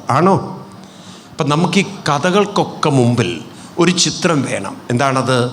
ഭാഗവതം പറയണു, കഥായിമം സ്തേ കഥിതാമഹീയസം. ചൊല്ലു എല്ലാവരും, നോക്കൂ. കഥായിമം സ്തേ കഥിതാമഹീയസാം വിധായലോകേഷു യശപ്പരേഷാം വിജ്ഞാന വൈരാഗ്യയാ വിവക്ഷയോ വിഭോ വജോ വിഭൂതിർ നതു പാരമാർത്ഥ്യം. ഈ കഥായിമാംസ വേദവ്യാസ മഹർഷി പറയണ, ഞാനീ പറഞ്ഞിരിക്കുന്ന കഥകളൊക്കെ നതു പാരമാർത്ഥ്യം. അതേപോലെ നിങ്ങൾ പരമാർത്ഥമായി ഒരിക്കലും എടുക്കരുത്. ഇത് അതേപോലെ എടുക്കരുത്. കാരണം അതൊക്കെ എൻ്റെ വാക്കുകളുടെ വിഭൂതിയാണ്. വജോ വിഭൂതി. വജോ വിഭൂതി എന്ന് പറഞ്ഞാൽ എന്താണ്? നമ്മൾ പറയില്ലേ പൊടുപ്പും തൊങ്ങലും വെച്ച് പറയാമെന്ന്. കുറച്ചത് എംബ്രോയിഡറി ചെയ്ത് പറയുക എന്ന് വെച്ചാൽ കുറച്ച് കൂട്ടിപ്പറയുക. ഞാനതിനെ ഒരു കഥയുടെ രൂപത്തിൽ അങ്ങോട്ട് ആവിഷ്കരിച്ചിരിക്കുകയാണ്. മനസ്സിലായില്ലേ? അതൊരു കഥ മാത്രമാണ്. ഏത്? പൂതനാമോക്ഷം എന്ന ആ ബാഹ്യകാര്യം ഒരു കഥ മാത്രമാണ്. പക്ഷെ അതിൻ്റെ ഉള്ളിൽ വിജ്ഞാന വൈരാഗ്യം ഉണ്ട് എന്നാണ്. എന്താണ്? അത് നിങ്ങൾ കടഞ്ഞെടുക്കണം. അപ്പോൾ ഈ പൂതനാമോക്ഷം എന്നത് ഒരു പെണ്ണിനെ കൊല്ലുന്ന കഥയല്ല, മറിച്ച് ഒരു പെണ്ണെന്ന ശബ്ദം കൊണ്ട് അർത്ഥമെടുക്കേണ്ടത് ഒരാളിലുള്ള ദുർബലതയെ മാറ്റുന്ന കഥയാണ്. ഇതിനെ ദുർബലതയാണ് ഇവിടെ സ്ത്രീയുടെ രൂപത്തിൽ ചിത്രീകരിച്ചിരിക്കുന്നത്. ഏത് രൂപത്തിൽ? ദുർബലത ചിത്രീകരിച്ചിരിക്കുന്നത് സ്ത്രീയുടെ രൂപത്തിലാണ്. അപ്പോൾ നമുക്ക് ആ കഥയൊന്ന് നോക്കാം. എന്താണത്? കൃഷ്ണൻ്റെ മുന്നിൽ ആര് വരുന്നു? പൂതന. പൂതന എന്ന വാക്കിൻ്റെ അർത്ഥം തന്നെ പൂതം എന്നാൽ പവിത്രം എന്നാണ്. പൂതം ഭഗവാന്റെ നാമങ്ങളിൽ ഒന്ന് പൂതാത്മാ എന്നാണ്. വിഷ്ണു സഹസ്രനാമത്തിൽ അങ്ങനെ ഒരു മന്ത്രമുണ്ട്. പൂതാത്മാ പരമാത്മാച്ച മുക്താനം പരമാഗതി. പൂതാത്മാ, പൂതം എന്ന് പറഞ്ഞാൽ പവിത്രം. പൂതന പവിത്രം അല്ലാത്തത്, പവിത്രതയില്ലാത്തത്. അപ്പോൾ നോക്കണം നമ്മൾ ഇതെന്തിനെക്കുറിച്ചാണ് പറയണത്. ഇവിടെ കഥകളൊക്കെ മനസ്സിനെ അഭിസംബോധന ചെയ്യുന്ന കഥകളാണ്. ഏതിനെ? All connecting to the mind, all addressing the mind. എല്ലാം മനസ്സിനെ അഡ്രസ്സ് ചെയ്യുന്നത്. അപ്പോൾ നമ്മളിലെ പൂതനയും ആരായിരിക്കണം? നമ്മുടെ ഓരോരുത്തരുടെയും മനസ്സ് തന്നെ. എങ്ങനെയുള്ള മനസ്സ്? ദുർബലമായൊരു മനസ്സിനെയാണ് എന്ത് വിളിക്കുക? അവർക്ക് പറയൂ, പൂതന. എന്താ ദുർബലത എന്ന് പറഞ്ഞാൽ രണ്ട് കാര്യങ്ങളാണ് ദുർബലത. ഒന്ന്, മനസ്സ് അലസമായ സുഖം അനുഭവിക്കും. എന്താണ്? അലസതയിൽ സുഖം കാണും. അതാണ് ഏറ്റവും വലിയ വിഷം എന്ന് പറയുന്നത്. അലസമായൊരു സുഖം. ഭഗവാൻ ഒട്ടും കോംപ്രമൈസ് ചെയ്യാത്ത രണ്ട് കാര്യങ്ങളാണ്. ഒന്ന്, ഒരാളിലെ ആലസ്യം, അലസത അംഗീകരിക്കില്ല. മനസ്സിലായില്ലേ? അതിനാണ് നമുക്ക് കൃത്യനിഷ്ഠ വേണ്ടത്. എന്താണ്? ഒരു കൃത്യനിഷ്ഠ ജീവിതത്തിലുണ്ടോ നിങ്ങളിൽ ദൈവീകതയുണ്ട്. അപ്പം നിങ്ങളിലെ പൂതന പോയി. മനസ്സിലാവുണ്ടല്ലോ? നമ്മളങ്ങനെ ശീലത്തിലേക്ക് വരണം. ഡെയിലി ഒരു കൃത്യതയിൽ എണീക്കണം, ഒരു കൃത്യതയിൽ ഉറങ്ങണം. അതൊരു ശീലമാക്കി മാറ്റണം. അപ്പോഴാണ് നിങ്ങൾ ഭക്തനാവുന്നത്. ഒരു ഭക്തന് കൃത്യനിഷ്ഠയുണ്ടാവും. എന്തുണ്ടാവും? അവർക്ക് പറയൂ, ഇന്ന് 7 മണി നാളെ 8 മണിക്കൊന്നും എണീക്കുന്നവർ ഏത് ഗുരുവായൂരല്ല എവിടെ പോയിട്ടും ഒരു കാര്യമില്ല. കാരണം കൃഷ്ണൻ തന്നെ എപ്പോഴാണ് എണീക്കുക അറിയോ? കൃഷ്ണൻ തന്നെ എപ്പോഴാണ് എണീക്കുക? ബ്രാഹ്മേ മുഹൂർത്തവുത്തായ. എപ്പോഴാണ് എണീക്കുക? ബ്രഹ്മമുഹൂർത്തത്തിൽ എണീക്കും. ഭഗവാൻ അതാ പറയണത്, നിങ്ങളെപ്പോഴും എണീക്കണം? ബ്രഹ്മമുഹൂർത്തത്തിൽ എണീറ്റ് ശീലിക്കണം എന്ന് പറഞ്ഞാൽ ബ്രഹ്മമുഹൂർത്തം എപ്പോഴാ? 3 മണിക്കോ? നിങ്ങളങ്ങോട്ട് തീരുമാനിക്കുക. ഇനി അങ്ങോട്ട് ബ്രഹ്മമുഹൂർത്തം എന്ന് പറഞ്ഞാൽ സൂര്യൻ്റെ കിരണം ഭൂമിയിൽ വീഴുന്നതിൻ്റെ എത്ര സമയം അങ്ങനെ ഒരു കണക്കുണ്ട്. അറിയോ നിങ്ങൾക്ക്? ബ്രഹ്മമുഹൂർത്തത്തെക്കുറിച്ച് 48 നാഴിക എന്ന് പറയും. എത്രയാണ്? അപ്പം അതായത് ഒരു 4:30-ക്കും 5:30-ക്കും, കാരണം എന്നും ഒരുപോലെയല്ല, സമയത്തിന് എന്തുണ്ടാവും? വ്യത്യാസം. കാരണം ദക്ഷിണായനവും ഉത്തരായനവും കറങ്ങി വരുമ്പോൾ സമയത്തിന് സൂര്യൻ്റെ കിരണം പതിക്കുന്നതിന് ചെറിയൊരു വേരിയേഷൻ വരും. അപ്പോൾ ഒരു 4:30-ക്കും 5:30-ക്കും. അതുകൊണ്ടാണ് ഈ സമയത്തിൻ്റെ ഉള്ളിലാണ് നമ്മുടെ ക്ഷേത്രങ്ങളെല്ലാം തുറക്കുന്നത്. ആണോ അല്ലയോ? ഒരു 4:30-ക്ക് തുറക്കുന്ന ക്ഷേത്രങ്ങളുണ്ട്, 5 മണിക്ക് തുറക്കുന്ന ക്ഷേത്രമുണ്ട്. 5:30 ആകുമ്പോഴേക്കും എല്ലാ ക്ഷേത്രങ്ങളും തുറക്കും. 2:30 തുറക്കുന്ന ക്ഷേത്രങ്ങളൊക്കെ റെയറാണ്. അത് ആ തിരുവല്ലയിൽ മാത്രം, ആ തിരുവാർപ്പിലും ഉണ്ടാവുമായിരിക്കും. ഓക്കെ, അപ്പോൾ അങ്ങനെയുള്ള ക്ഷേത്രം ഉണ്ടായിരിക്കാം. അപ്പോൾ ഗുരുവായൂരിൽ 3:30 ആകുമ്പോഴേക്കും തുറക്കുന്നുണ്ട്. ഉണ്ടോ? 3:30 ആകുമ്പോഴേക്കും അമ്പലം റെഡിയാണ്. പക്ഷേ തുറന്ന് വരുമ്പോഴേക്കും ഒരു 3-3:45 ആകുമ്പോഴേക്കും റെഡിയാവും. ആണോ? ഇപ്പം ഈ തരത്തിലൊക്കെ ഇപ്പം ശബരിമലയിലാണെങ്കിൽ നിങ്ങൾ നോർത്തിൽ പോയ അടയ്ക്കാത്ത അമ്പലങ്ങളുണ്ട്. അതിന് അത്രയും ഭക്തന്മാർ നോൺ സ്റ്റോപ്പ് വരുമ്പോൾ എന്ത് ചെയ്യാൻ പറ്റും? അങ്ങനെ തുറന്നു വയ്ക്കുക ചെയ്യും. ദേവിക്കും ഒരു ഉറക്കമില്ലാത്ത അമ്പലങ്ങളുണ്ട്. നിങ്ങൾ വൈഷ്ണവിയിലൊക്കെ പോയി കഴിഞ്ഞാൽ കാണാൻ പറ്റും. നിൽക്കട്ടെ, അപ്പോൾ പറഞ്ഞു വരുന്നത് ഇതാണ്, ഒരു കൃത്യനിഷ്ഠ ജീവിതത്തിൽ ഉണ്ടാവണം. എന്തുണ്ടാവണം? രണ്ടാമത്തത് നമുക്ക് അനുഷ്ഠാനവും ഉണ്ടാവണം. ഏതുണ്ടാവണം? അപ്പം അത് ശീലമാക്കണം. കൃത്യനിഷ്ഠയും അനുഷ്ഠാനം. അപ്പോഴാണ് നമ്മളുടെ നേരെ ആര് കണ്ണു തുറക്കുള്ളൂ? അപ്പം ആരുടെ നേരെ കണ്ണു തുറക്കാത്തത്? പൂതനയുടെ നേരെ കണ്ണു തുറക്കില്ല. ആരാ പൂതന? ഒരു കൃത്യനിഷ്ഠയോ അനുഷ്ഠാനമോ ഇല്ലാത്ത ഒരു ദുർബല മനസ്സിൻ്റെ പേരാണ് പൂതന. അപ്പം നമ്മുടെ ജീവിതത്തിൽ ഒരു വിഷമായ ജീവിതം നയിക്കരുത്. വിഷം എന്നതിന് കാമം എന്നൊരർത്ഥമുണ്ട്. എന്താണ് കാമം എന്നത്? പല രീതിയിലാണ് അതിനർത്ഥം.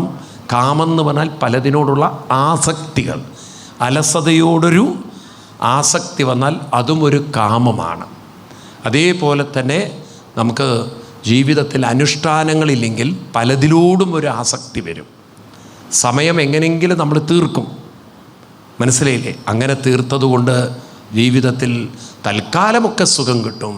പ്രതികൂലമായ അനുഭവങ്ങൾ വരുമ്പോൾ മാനസികമായി ഉറക്കെ പറയൂ, തളർന്നു പോകും. അപ്പോൾ എനിക്ക് നിങ്ങളോടൊക്കെ പറയാനുള്ളത്, കുട്ടികളെ നാമജപസം രാവിലെ എണീപ്പിച്ച് എവിടെ കൊണ്ടുവരുന്ന ശീലം വരണം.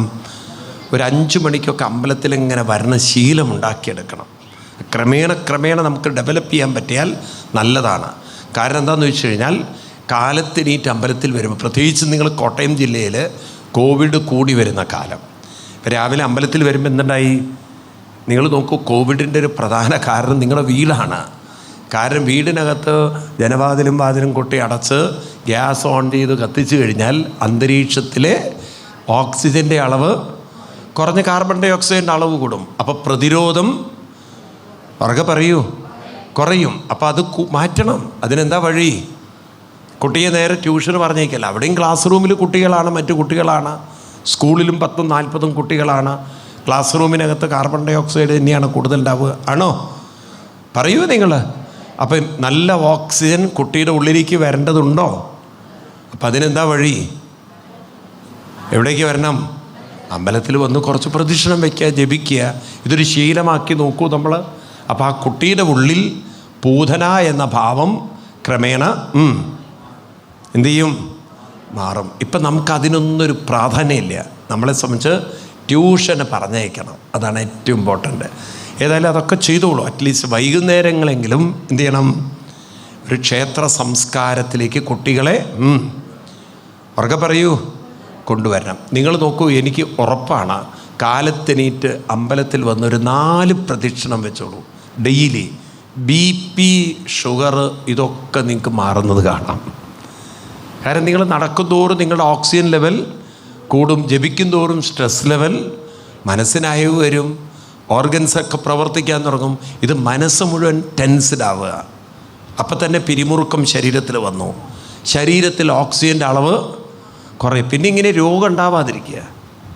ഈ തലശ്ശേരിക്കാർക്കൊരു ബിരിയാണി ഉണ്ട്, ദം ബിരിയാണി എന്നുണ്ട്. എന്താണ്? താഴെ തീ കൊടുക്കും, മുകളിൽ തീ കൊടുക്കും. അത്രേ, ഇങ്ങനെയാണ് പറഞ്ഞു കേട്ടുള്ളത്. താഴെയും കൊടുക്കും തീ, പാത്രത്തിന് മുകളിൽ. 2 ഭാഗത്തും തീ വന്നു കഴിഞ്ഞാൽ അതിനൊരു പ്രത്യേക രുചി വരുന്ന അവർ പറയണത്. ഇതുപോലെയാണ് മനുഷ്യൻ. ഞാനിത് പറയാൻ കാരണം, നിങ്ങളുടെ ആരോഗ്യത്തിന് വേണ്ടത്ര ഓക്സിജനും ഇല്ല, ഇപ്പുറത്ത് മനസ്സിന് വേണ്ടത്ര സ്വസ്ഥതയുമില്ല. അപ്പം മനസ്സും ടെൻഷനിലാണ്, ശരീരത്തിൻ്റെ പ്രതിരോധവും കുറവാണെങ്കിൽ എങ്ങനെ രോഗം വരാതിരിക്കും? പറയൂ നിങ്ങൾ. അപ്പം മനസ്സിൻ്റെ സ്ട്രെസ്സും കുറയണം, ശരീരത്തിൻ്റെ ഓക്സിജൻ്റെ അളവും കൂടണമെങ്കിൽ അതിന് ഉത്തമമായൊരു സ്ഥലം ഇന്നുള്ളത് എവിടെയാണ്? ക്ഷേത്രങ്ങൾ. അപ്പം ക്ഷേത്രത്തിൽ പോയി എന്തു ചെയ്യണം? ആദ്യം ജപിച്ച് പ്രദക്ഷിണം വയ്ക്കുമ്പോൾ ശരീരത്തിൽ ഓക്സിജൻ്റെ അളവ് കുടുംബ പ്രതിരോധം കൂടി. ജപിക്കുമ്പോഴെന്തുണ്ടായി? മനസ്സിൻ്റെ സ്ട്രെസ് ലെവൽ കുറഞ്ഞു വരുമ്പം അപ്പം മനസ്സിനും അയവ് വന്നു. മനസ്സിന് അയവ് വരും തോറും ഏകാഗ്രത കൂടി വരും. അപ്പോൾ ഒരിക്കൽ പറഞ്ഞ കാര്യം മനസ്സിലാവും. ഇന്ന് കുട്ടികൾക്ക് ക്ലാസ്സിൽ പറയുന്നത് മനസ്സിലാവാത്ത എന്താ കാരണം? മനസ്സ് സ്ട്രെസ്ഡാണ്, ശരീരത്തിനും പ്രതിരോധമില്ല. പിന്നെ ഇങ്ങനെ ഒരിക്കൽ പറഞ്ഞാൽ മനസ്സിലാവുക? അപ്പം നിങ്ങളാണ് അതിന് ഉത്തരവാദി. അപ്പം നിങ്ങൾ കാലത്തെണീറ്റ് കുട്ടികളെയൊക്കെ എവിടെ കൊണ്ടുവരണം? അല്ലാതെ നിങ്ങൾ പ്രാർത്ഥിച്ചതുകൊണ്ട് ഒരു കുട്ടിയും നേരെയാവാൻ അവർക്ക് പറയൂ പോകുന്നില്ല. 3 വാക്കുകൾ നിങ്ങൾ മാറ്റണം. പ്രാർത്ഥന, വിശ്വാസം. ഇത് പാടില്ല. ഇതൊക്കെ ദൈവം ഉണ്ടെന്നൊരു തോന്നൽ. ദൈവം ഉണ്ടോ എന്ന ചോദ്യത്തിന് ഉത്തരം നമ്മൾ മനസ്സിൽ പറയണം. ദൈവീകതയാണ് ഉള്ളത്. ഏതാ ഉള്ളത്? ആ ഉള്ളിലുള്ള ദൈവീകതയാണ് സത്യം. മനസ്സിലാവുണ്ടോ? അതിലേക്കാണ് ഞാൻ പടിപടിയായി ഉറക്കെ പറയൂ ഉയരേണ്ടത്. അതിനാണ് ക്ഷേത്രമൊക്കെ എനിക്ക് തന്നിട്ടുള്ളത് പൂർവികന്മാർ എന്ന ബോധം വേണം. ഇപ്രകാരം പൂതനാ മോക്ഷം. അപ്പോൾ പൂതനയ്ക്ക് മോക്ഷം കൊടുത്തു എന്ന് പറഞ്ഞാൽ എന്താർത്ഥം? ദുർബല മനസ്സിൽ നിന്നും അനുഷ്ഠാനത്തിലൂടെ കൃഷ്ണനെ പൂതന പിടിച്ചോടുകൂടി ആ കൃഷ്ണനിലൂടെ പൂതന മനസ്സ് പൂതമനസ്സായി തീരുക. അപ്പം ഏത് വ്യക്തിക്കും നാമജപത്തിലൂടെ പൂതനാ മനസ്സിനെ അരകം പൂതമനസ്സാക്കി മാറ്റാൻ. എനിക്ക് ഹിന്ദുമതത്തോട് വലിയ ബഹുമാനമുള്ളത്. എന്തൊക്കെ ദുഃഖങ്ങളും ദുരിതങ്ങളും കഷ്ടപ്പാടും പ്രയാസവും ഉണ്ടായിക്കോട്ടെ, ഈ മറ്റു മതങ്ങളിൽ കുംഭസരിക്കുന്ന പരിപാടിയൊക്കെ ഉണ്ടല്ലോ. ഇവിടെ ആരോടൊന്നും കുംഭയും സരിക്കണ്ട, കുംഭയില്ലാതെയും സരിക്കണ്ട. ഇവിടെ അങ്ങനെ ആരുടെ മുന്നിലും ഒരു പ്രശ്നവും പറയേണ്ടതില്ല. പിന്നെ എന്ത് ചെയ്താൽ മതി? നാമം ജപിച്ച് കുറേ കഴിഞ്ഞാൽ ആ ദുഃഖത്തിൻ്റെ ആ വിഷമത്തിൻ്റെ തീവ്രത അവർക്ക് പറയൂ കുറയും. അല്ലെങ്കിൽ അത് തന്നെ മനസ്സിൽ തട്ടി നിന്ന് അത് ഛർദ്ദിക്കാൻ തുടങ്ങും. എന്ത് ദഹിച്ചിട്ടില്ലേ അത് ഛർദ്ദിക്കും നിങ്ങൾ. അപ്പോഴാണ് മറ്റുള്ളവരോടൊക്കെ തൻ്റെ വിഷമങ്ങളൊക്കെ വിളിച്ചു പറഞ്ഞ് അവസാനം അവരത് ദുരുപയോഗം ചെയ്യും, ചൂഷണം ചെയ്യും. ആണോ? പറയൂ നിങ്ങൾ. ഇപ്പോൾ വിവാഹം കഴിഞ്ഞ വീട്ടിൽ അത്ര സ്വൈരമില്ലെങ്കിൽ ഓഫീസിൽ പോയി തൻ്റെ വിഷമം പറയുമ്പോൾ അവിടെ വേറെ പ്രേമം കയറി വരും. ഇങ്ങനെയാണ് പല പെൺകുട്ടികളും ജീവിതത്തിൽ താളം തെറ്റിലേക്ക് പോകുന്നത്. ആണോ? അപ്പോൾ അവരെ വിചാരം എന്താണ്? എൻ്റെ സങ്കടം കേൾക്കുന്നവർക്കാണ് എന്നോട് സ്നേഹമുള്ളത്. അവരറിയുന്നില്ല സങ്കടം കേൾക്കുന്നവനും എന്നെ മുതലെടുക്കുകയാണെന്നുള്ളത്. അപ്പോഴേക്കും സമയം കഴിഞ്ഞു പോയി. ഉണ്ടോ ഇല്ലയോ? അപ്പോൾ അതുകൊണ്ട് ചെറുപ്പത്തിലെ കുട്ടികൾക്ക് മനസ്സിലാക്കി കൊടുക്കണം, മനോഫലമുണ്ടെങ്കിൽ ഏത് സങ്കടങ്ങളെയും മറികടക്കാം. എന്ത് വേണം? മനോബലം എങ്ങനെ ഉണ്ടാവുക? അത് മിണ്ടണില്ല ഒന്നും. എന്ത് വേണം? നാമജപം വേണം. അത് നമ്മുടെ ഹിന്ദു സമൂഹത്തിൽ വളരെ ഇല്ലാതെയായിപ്പോയി. അതാണ് ഇത്ര അധപ്പതനം ഹിന്ദുക്കൾക്ക് വന്നത്. അതിൻ്റെ ഉത്തരവാദി ആരാണ്? നിങ്ങളാണ്. ഞാൻ പറയില്ലേ, നിങ്ങൾ കുറേ ഹിന്ദുക്കളല്ലാതെയായിപ്പോയി, ക്രിസ്ത്യൻസായിപ്പോയി. അവർ പ്രാർത്ഥിക്കണു, നിങ്ങളും പ്രാർത്ഥിക്കണു. അവർ ആൾത്താരയിൽ നിന്ന് എന്തോ പറയണു, നിങ്ങളും അമ്പലത്തിൽ പോയി പെറുപിറുക്കുന്നു. മനസ്സിലായില്ലേ? അവരും വിശ്വസിക്കണു, നിങ്ങളും വിശ്വസിക്കണു. മനസ്സിലായില്ലേ?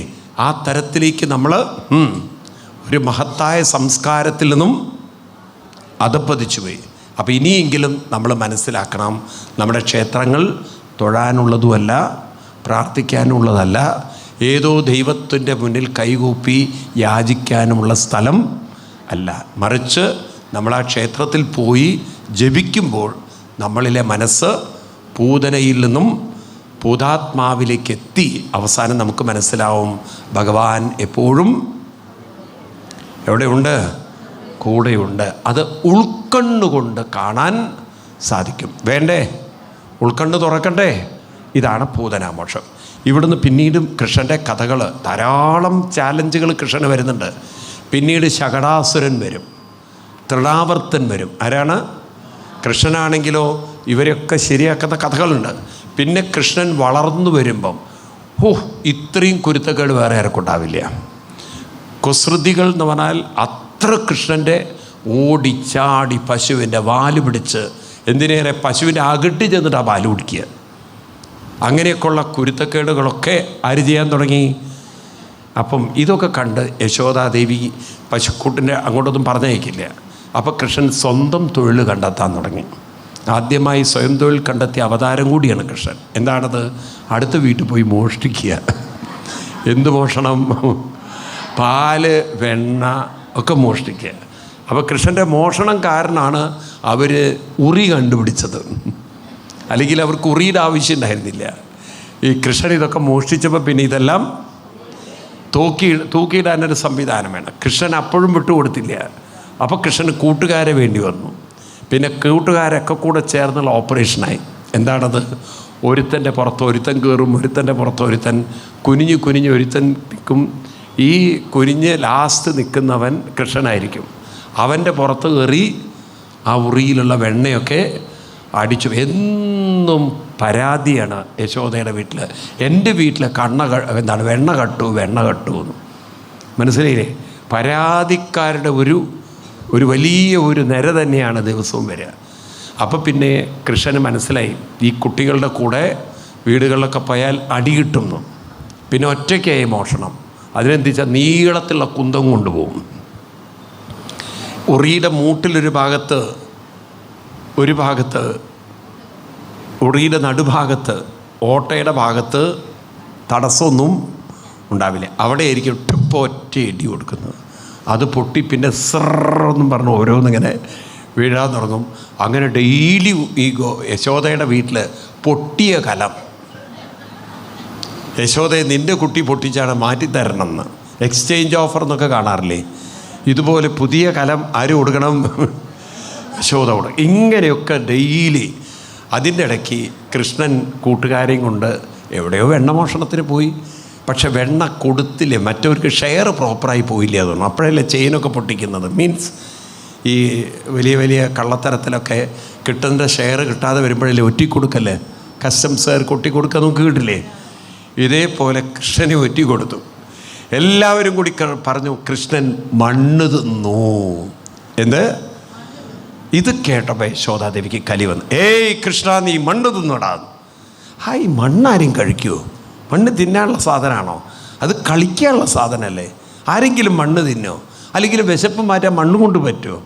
വലിയ ന്യായങ്ങളൊക്കെ പറഞ്ഞപ്പം എനിക്ക് നിൻ്റെ ന്യായമൊന്നും കേൾക്കണ്ട, എനിക്ക് നിൻ്റെ വായ തുറന്നാൽ മതി.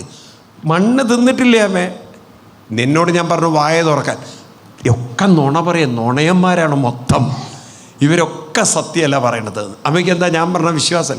നീ തിന്നിട്ടുണ്ടോ ഇല്ലയെന്ന് എനിക്ക് അറിയണ്ട, നിൻ്റെ വായ തുറന്ന് കാണിച്ചാൽ മതി. അപ്പം എന്ത് പറഞ്ഞാലും അമ്മയ്ക്ക് എന്ത് കാണണം? വായ തുറന്ന് കാണും. അപ്പം കൃഷ്ണൻ തീരുമാനിച്ചു. എന്നാൽ അമ്മയ്ക്കൊന്ന് അതോടുകൂടി അമ്മ തല ചുറ്റി വീഴുകയും ചെയ്തു. വായ തുറന്നതോടുകൂടി അമ്മയ്ക്ക് പിന്നെ വായയും കാണണ്ട, അമ്മയ്ക്ക് പിന്നെ പായ കടന്നാൽ മതി. ഈ രീതിയിൽ. അപ്പം എന്താ സംഭവിച്ചത്? ആ അധ്യായം നമുക്ക് നോക്കാം. 8-ാമത്തെ അധ്യായം. അവിടെയാണ് കൃഷ്ണൻ്റെ നാമകരണമൊക്കെ പറയുന്നത്. 35-ാം ശ്ലോകം മുതൽ അവിടെയാണ് കൃഷ്ണൻ മണ്ണ് തിന്നു എന്ന പരാതി. കണ്ടുവോ? 8-ാം അധ്യായത്തിൽ 35 കണ്ടുവോ? നാഹം ഭക്ഷിതവാനംബ സർവേ മിഥ്യാഭിശംസിനാം യദി സത്യഗിരി തർഹി സമക്ഷം പശ്യമേ മുഖം യദേവം തർഹി വ്യാദേഹിത്യുക്ത സ ഭഗവാൻ ഹരി വ്യാദത്യാവ്യാഹതൈശ്വര്യ ക്രീഡാമനുജബാലക. അമ്മയോട് പറഞ്ഞു, ഞാൻ കഴിച്ചിട്ടില്ല. എന്നെ എന്താ അമ്മ അങ്ങോട്ട് വിശ്വസിക്കാത്തത്? എനിക്കതൊന്നും കേൾക്കണ്ട, എനിക്ക് നിൻ്റെ വായ തുറന്ന് കണ്ടാൽ മതി. ആ സമയത്ത് ഭഗവാൻ വായ തുറന്നതും എന്താ കണ്ടത്?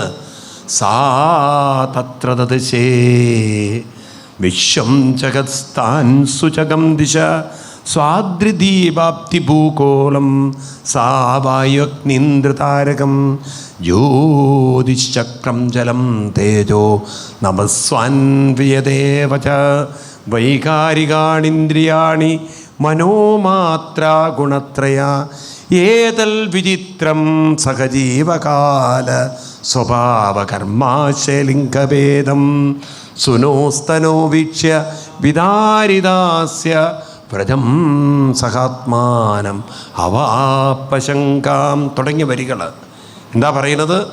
സതത്ര ദദൃശ്യേ. അമ്മ എന്താ കണ്ടത്? മണ്ണല്ല കണ്ടത്. എന്താ കണ്ടത്? വിശ്വം. എന്ത് കണ്ടു? ജഗത്ത് കണ്ടു. ദ്വീപുകളെ കണ്ടു. ഭൂഗോളം. എന്താണ്? നോക്കൂ, നിങ്ങൾ ഈ വാക്കുകളൊക്കെ എഴുതുമ്പോൾ വളരെ ശ്രദ്ധിക്കണേ. നിങ്ങൾ ഭൂഗോളം എന്ന വാക്കുകളൊക്കെ എഴുതണമെങ്കിൽ ഭൂമിയുടെ ആകൃതി ഏതായിരിക്കണം? ഭൂഗോളം എന്നെഴുതണമെങ്കിൽ ഗോളാകൃതി. അപ്പം നോക്കൂ, നിങ്ങൾ നമ്മളെയൊക്കെ പഠിപ്പിക്കുന്ന എന്താ അറിയോ? ഗലീലിയോ ആണ് ഭൂമി ഉരുണ്ടതാണെന്ന് കണ്ടുപിടിച്ചതെന്ന്. ആ ഗലീലിയോൻ്റെ അപ്പൂപ്പൻ ജനിക്കുന്നതിന് മുമ്പ്, ഗലീലിയോ പോട്ടെ, ഇതെത്ര വർഷം മുമ്പ് എഴുതിയതാണ്? 5000. ഗലീലിയോ ഒക്കെ 1000 വർഷം. അപ്പോൾ അപ്പൂപ്പന്മാരൊക്കെ ജനിക്കുന്നതിന് മുമ്പ് ഭാരതത്തിലെ ഋഷിവര്യന്മാർക്കറിയാമായിരുന്നു ഇത് ഭൂഗോളം. അല്ലെങ്കിൽ ഇങ്ങനെ എഴുതി വയ്ക്കുമോ ഇത് ഉരുണ്ടതാണെന്ന്? ഭൂഗോളം ഗോളമാകൃതിയിലാണെന്ന് അല്ലേ? മനസ്സിലാവുണ്ട് നിങ്ങൾക്ക്? അപ്പം കൃഷ്ണൻ്റെ വായിൽ ഈ പ്രപഞ്ചത്തെ മുഴുവൻ, ഭൂഗോളത്തെ മുഴുവൻ ആര് കണ്ടു? അമ്മ കണ്ടു. എന്ന് പറഞ്ഞാൽ എന്താ അർത്ഥം? വളരെ ശ്രദ്ധിക്കണം. അതായത് ഫിസിക്സിനും ഒരടി മുന്നിൽ കാലുവെച്ചവരാണ് ഭാരതീയൻ. ഫിസിക്സ് എന്ന് പറയുന്നത് ചലനശാസ്ത്രമാണ്, ഊർജ്ജശാസ്ത്രമാണ്. ചലനം, മോഷൻ എന്ന് പറയും. ഇലക്ട്രോണുകൾ മൂവ് ചെയ്യുന്നു, പ്രോട്ടോണുകൾ ചലിക്കുന്നു, ന്യൂട്രോണുകൾ ചലിക്കുന്നു. അത് ശാസ്ത്രമാണ്. എന്താണ്? ഉറക്കെ പറയൂ. ഈ ചലനത്തിൻ്റെ 2 കാര്യങ്ങൾ ഭാരതീയർക്ക് മനസ്സിലായി. ചലനം എന്നത് സ്വതന്ത്രമല്ല. ചലനം സ്വതന്ത്രമല്ല. പിന്നെ ആ ചലനത്തിലൊരു നിയന്ത്രണവും ചലനത്തിന് ചില നിയമങ്ങളുമുണ്ട്. എന്തുണ്ട്? നിയമം എന്ന് വെച്ചാൽ നിർദ്ദേശങ്ങളുണ്ട്. എന്താ നിർദ്ദേശം? ചലനത്തിലുള്ള ഇൻ്റലിജൻസ് കൊണ്ടാണ് ചലനം കൊണ്ട് പല മോളിക്യൂൾസുകൾ രൂപപ്പെട്ട് പല രൂപങ്ങളായി മാറുന്നത്. വളരെ ശ്രദ്ധിക്കൂ നിങ്ങൾ. അപ്പം ചലനത്തിനൊരു താളമില്ലായിരുന്നെങ്കിൽ, നിങ്ങൾ സയൻസൊക്കെ വിട്ടോളൂ, നിങ്ങളിലേക്ക് വരൂ. അപ്പം സയൻസിനൊരു ചലനത്തിന് താളമില്ലായിരുന്നെങ്കിൽ, ഹൃദയത്തിനൊരു താളമില്ലെങ്കിൽ എന്തായിരിക്കും നമ്മുടെ അവസ്ഥ? കൂടെ വന്നില്ല. ഇതിനൊരു താളക്രമമില്ലെങ്കിൽ എന്തായിരിക്കും അവസ്ഥ? നമ്മളെന്നോ മരിച്ചു പോയിട്ടുണ്ടാവും. ഇതുപോലെ നമ്മുടെ ശരീരത്തിലേക്ക് ഓക്സിജൻ വരുന്നു ഇല്ലേ? ഉള്ളിലുള്ള കാർബൺ ഡൈ ഓക്സൈഡ് പുറത്തേക്ക് വന്നു. ഒരു താളക്രമം ഉണ്ടോ? വരുന്നു, പുറത്തേക്ക് പോകുന്നു, ഉണ്ടോ? ആ താളക്രമം ഇല്ലെങ്കിലോ പിന്നെ ഇവിടെ ജീവന് നിലനിൽക്കാമില്ല. അപ്പോൾ ഇവിടെ ഒരു ജീവൻ്റെ നിലനിൽപ്പുണ്ടെങ്കിൽ ഈ ചലനത്തെ ഒരു താളാത്മകമാക്കി വയ്ക്കുന്ന ഒരു ഇൻ്റലിജൻസ് ചലനത്തിനെ സ്വാധീനിക്കുന്നുണ്ട്, നിയന്ത്രിക്കുന്നുണ്ട്, അതിന് നിയമം കൊടുക്കുന്നുണ്ട്. മനസ്സിലാക്കാൻ ബുദ്ധിമുട്ടുണ്ടോ? അതായത് വളരെ ശ്രദ്ധിക്കുക. അമ്മയുടെ വയറ്റിൽ ഒരു കുഞ്ഞ് വളർന്ന് വരുന്നത് ചിന്തിക്കുക. ഒരു കുഞ്ഞ്, അപ്പം ആ കുഞ്ഞിൻ്റെ ശരീരത്തിൽ അമ്മയുടെ വയറ്റിൽ വന്ന് വീണ എംബ്രിയോ അതിങ്ങനെ മൾട്ടിപ്ലായി കുറേ സെല്ലുകളായി ഇല്ലേ? തല രൂപപ്പെടുന്നു, പിന്നെ അവയവങ്ങളൊക്കെ രൂപപ്പെടുന്നു, ഉണ്ടോ? ഇതെല്ലാം അമ്മമാരുടെ വയറ്റിലും ഒരേ നിയമപ്രകാരമാണ് കുട്ടി ഉണ്ടാവുന്നത്. ആദ്യം തലയുണ്ടാവുന്നു, കൈയുണ്ടാവുന്നു, കാലുണ്ടാവുന്നു, ആണോ? ഓപ്പോസിറ്റ് അല്ല. അപ്പം ഈ മാംസപേശികളല്ലേ, സെല്ലുകളല്ലേ, കോശങ്ങൾ എന്നാണ് അതിന് പറയാം. എന്താണ് ഈ കോശങ്ങൾ? നിങ്ങൾ നോക്കൂ, 3.5 മാസം, അതായത് അംബിലിക്കൽ കോഡ് കണക്ട് ചെയ്യുന്നതിന് മുമ്പ് വേണമെങ്കിൽ അബോർഷൻ ചെയ്യാം. ആ കുട്ടിയെ വയറ്റിൽ നിന്നും അബോർട്ട് ചെയ്ത് കളയാം. ഉണ്ടോ? ഉറക്കെ പറയൂ. കളയാൻ പറ്റും. അപ്പോൾ ആ കുഞ്ഞിൻ്റെ ശരീരം വളർന്നു വരുമ്പോൾ, ആ കോശങ്ങൾ തല, കൈ, കാലുകൾ ഇങ്ങനെ വളർന്നു വരുമ്പോൾ അത് സ്വയം തീരുമാനിക്കുന്നതാണോ, അതൊരു നിയമത്തെ അനുസരിക്കുന്നതാണോ? എനിക്കതേ അറിയണ്ടോ? അപ്പം ആ ഒരു കോശങ്ങളുടെ ചലനം സ്വതന്ത്രമാണോ? അവർക്ക് പറയൂ. അപ്പം ഈ പ്രപഞ്ചത്തിൻ്റെ ചലനം സ്വതന്ത്രമല്ല. അതിനെ നിയന്ത്രിക്കുന്ന, അതിന് നിയമം പകരുന്ന ഒരു ബോധശക്തി, ഇൻ്റലിജൻസ് ഒഴിച്ചുകൂടാൻ പറ്റാത്തതാണ്. മനസ്സിലാവുണ്ടോ? ഇനി അത് കഴിഞ്ഞ് അമ്മയുടെ വയറ്റിൽ നിന്നും എന്താണ് കോഡ് കുട്ടിയിലേക്ക് കണക്ട് ചെയ്യുന്നു. അമ്മയും കുട്ടിയല്ല അത് ചെയ്യുന്നത്, ആണോ? ഒരു നിയമത്തിനനുസൃതമായിട്ടാണ് അത് നടക്കുന്നത്, ആണോ? ഇതെല്ലാ അമ്മമാരിലും ഒരേപോലെയാണ്. ഒരു 4-3.5 മാസം കഴിയുമ്പോഴാണ് കണക്റ്റഡ് ആവുന്നത്, ആണോ? 4-4.5 മാസം ആകുമ്പോഴേക്കാണ് കണക്റ്റഡ് ആവുന്നത്, ആണോ? അവർക്ക് പറയൂ നിങ്ങൾ. അപ്പം ഈ നിയമം അതനുസരിക്കുന്നില്ലേ? അത് കഴിഞ്ഞ് 6-ാമത്തെ മാസം കുട്ടി പതുക്കെ പതുക്കെ ചരിഞ്ഞ് താഴോട്ട് വരാൻ തുടങ്ങും, ഉണ്ടോ? ഇതൊക്കെ 5000 വർഷം മുമ്പ് എഴുതി വെച്ചിരിക്കുകയാണ്. ഷഡ്ഭിജരായുണാവീതോ കുക്ഷോ ബ്രാഹ്മ്യ ദക്ഷിണേ, ഇതൊക്കെ എന്നോ കണ്ടുപിടിച്ചിരിക്കുകയാണ്. അപ്പോൾ അങ്ങനെ കുട്ടി ചെരിയുന്നതും ഇതെല്ലാം ചില നിയമങ്ങളെ ഉറക്കെ പറയൂ നിങ്ങൾ, അനുസരിക്കുന്നു. അതേപോലെ തന്നെ അമ്മയുടെ ശരീരത്തിൽ പാലുണ്ടാവുന്നു. രക്തം ആണ് എന്തായി മാറുന്നത്? പാലായി മാറുന്നത്.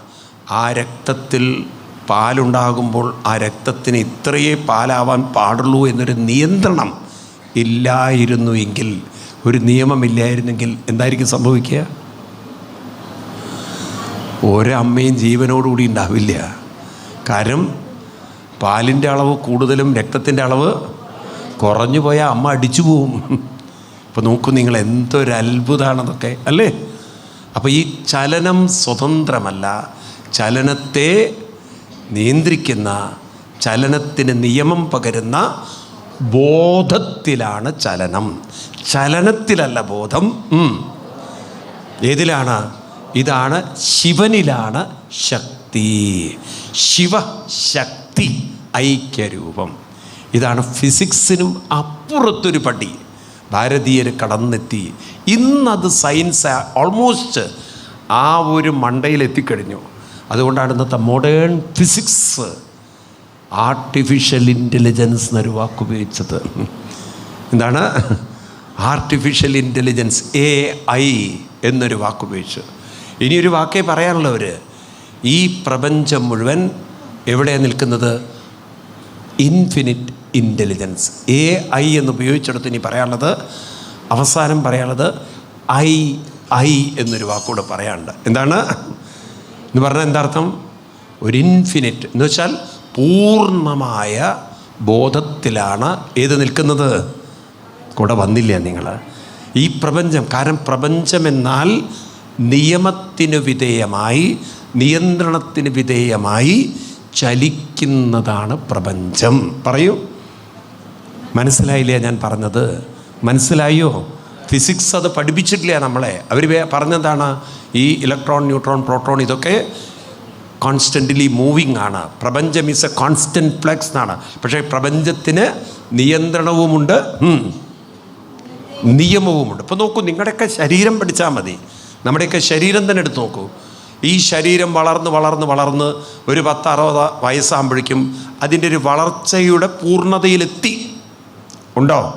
ഇതാരാ തീരുമാനിക്കുന്നത്? ശരീരമാണോ? സ്വയം തീരുമാനിക്കുന്നു? ചോദിക്കൂ നിങ്ങൾ, ആണോ? അത് കഴിഞ്ഞാൽ പതുക്കെ ഡിസെൻഡ് ചെയ്യാൻ തുടങ്ങി. ഇതിന് ഡീജനറേഷൻ സംഭവിച്ചു, ആണോ? ഉറക്കെ പറയൂ നിങ്ങൾ.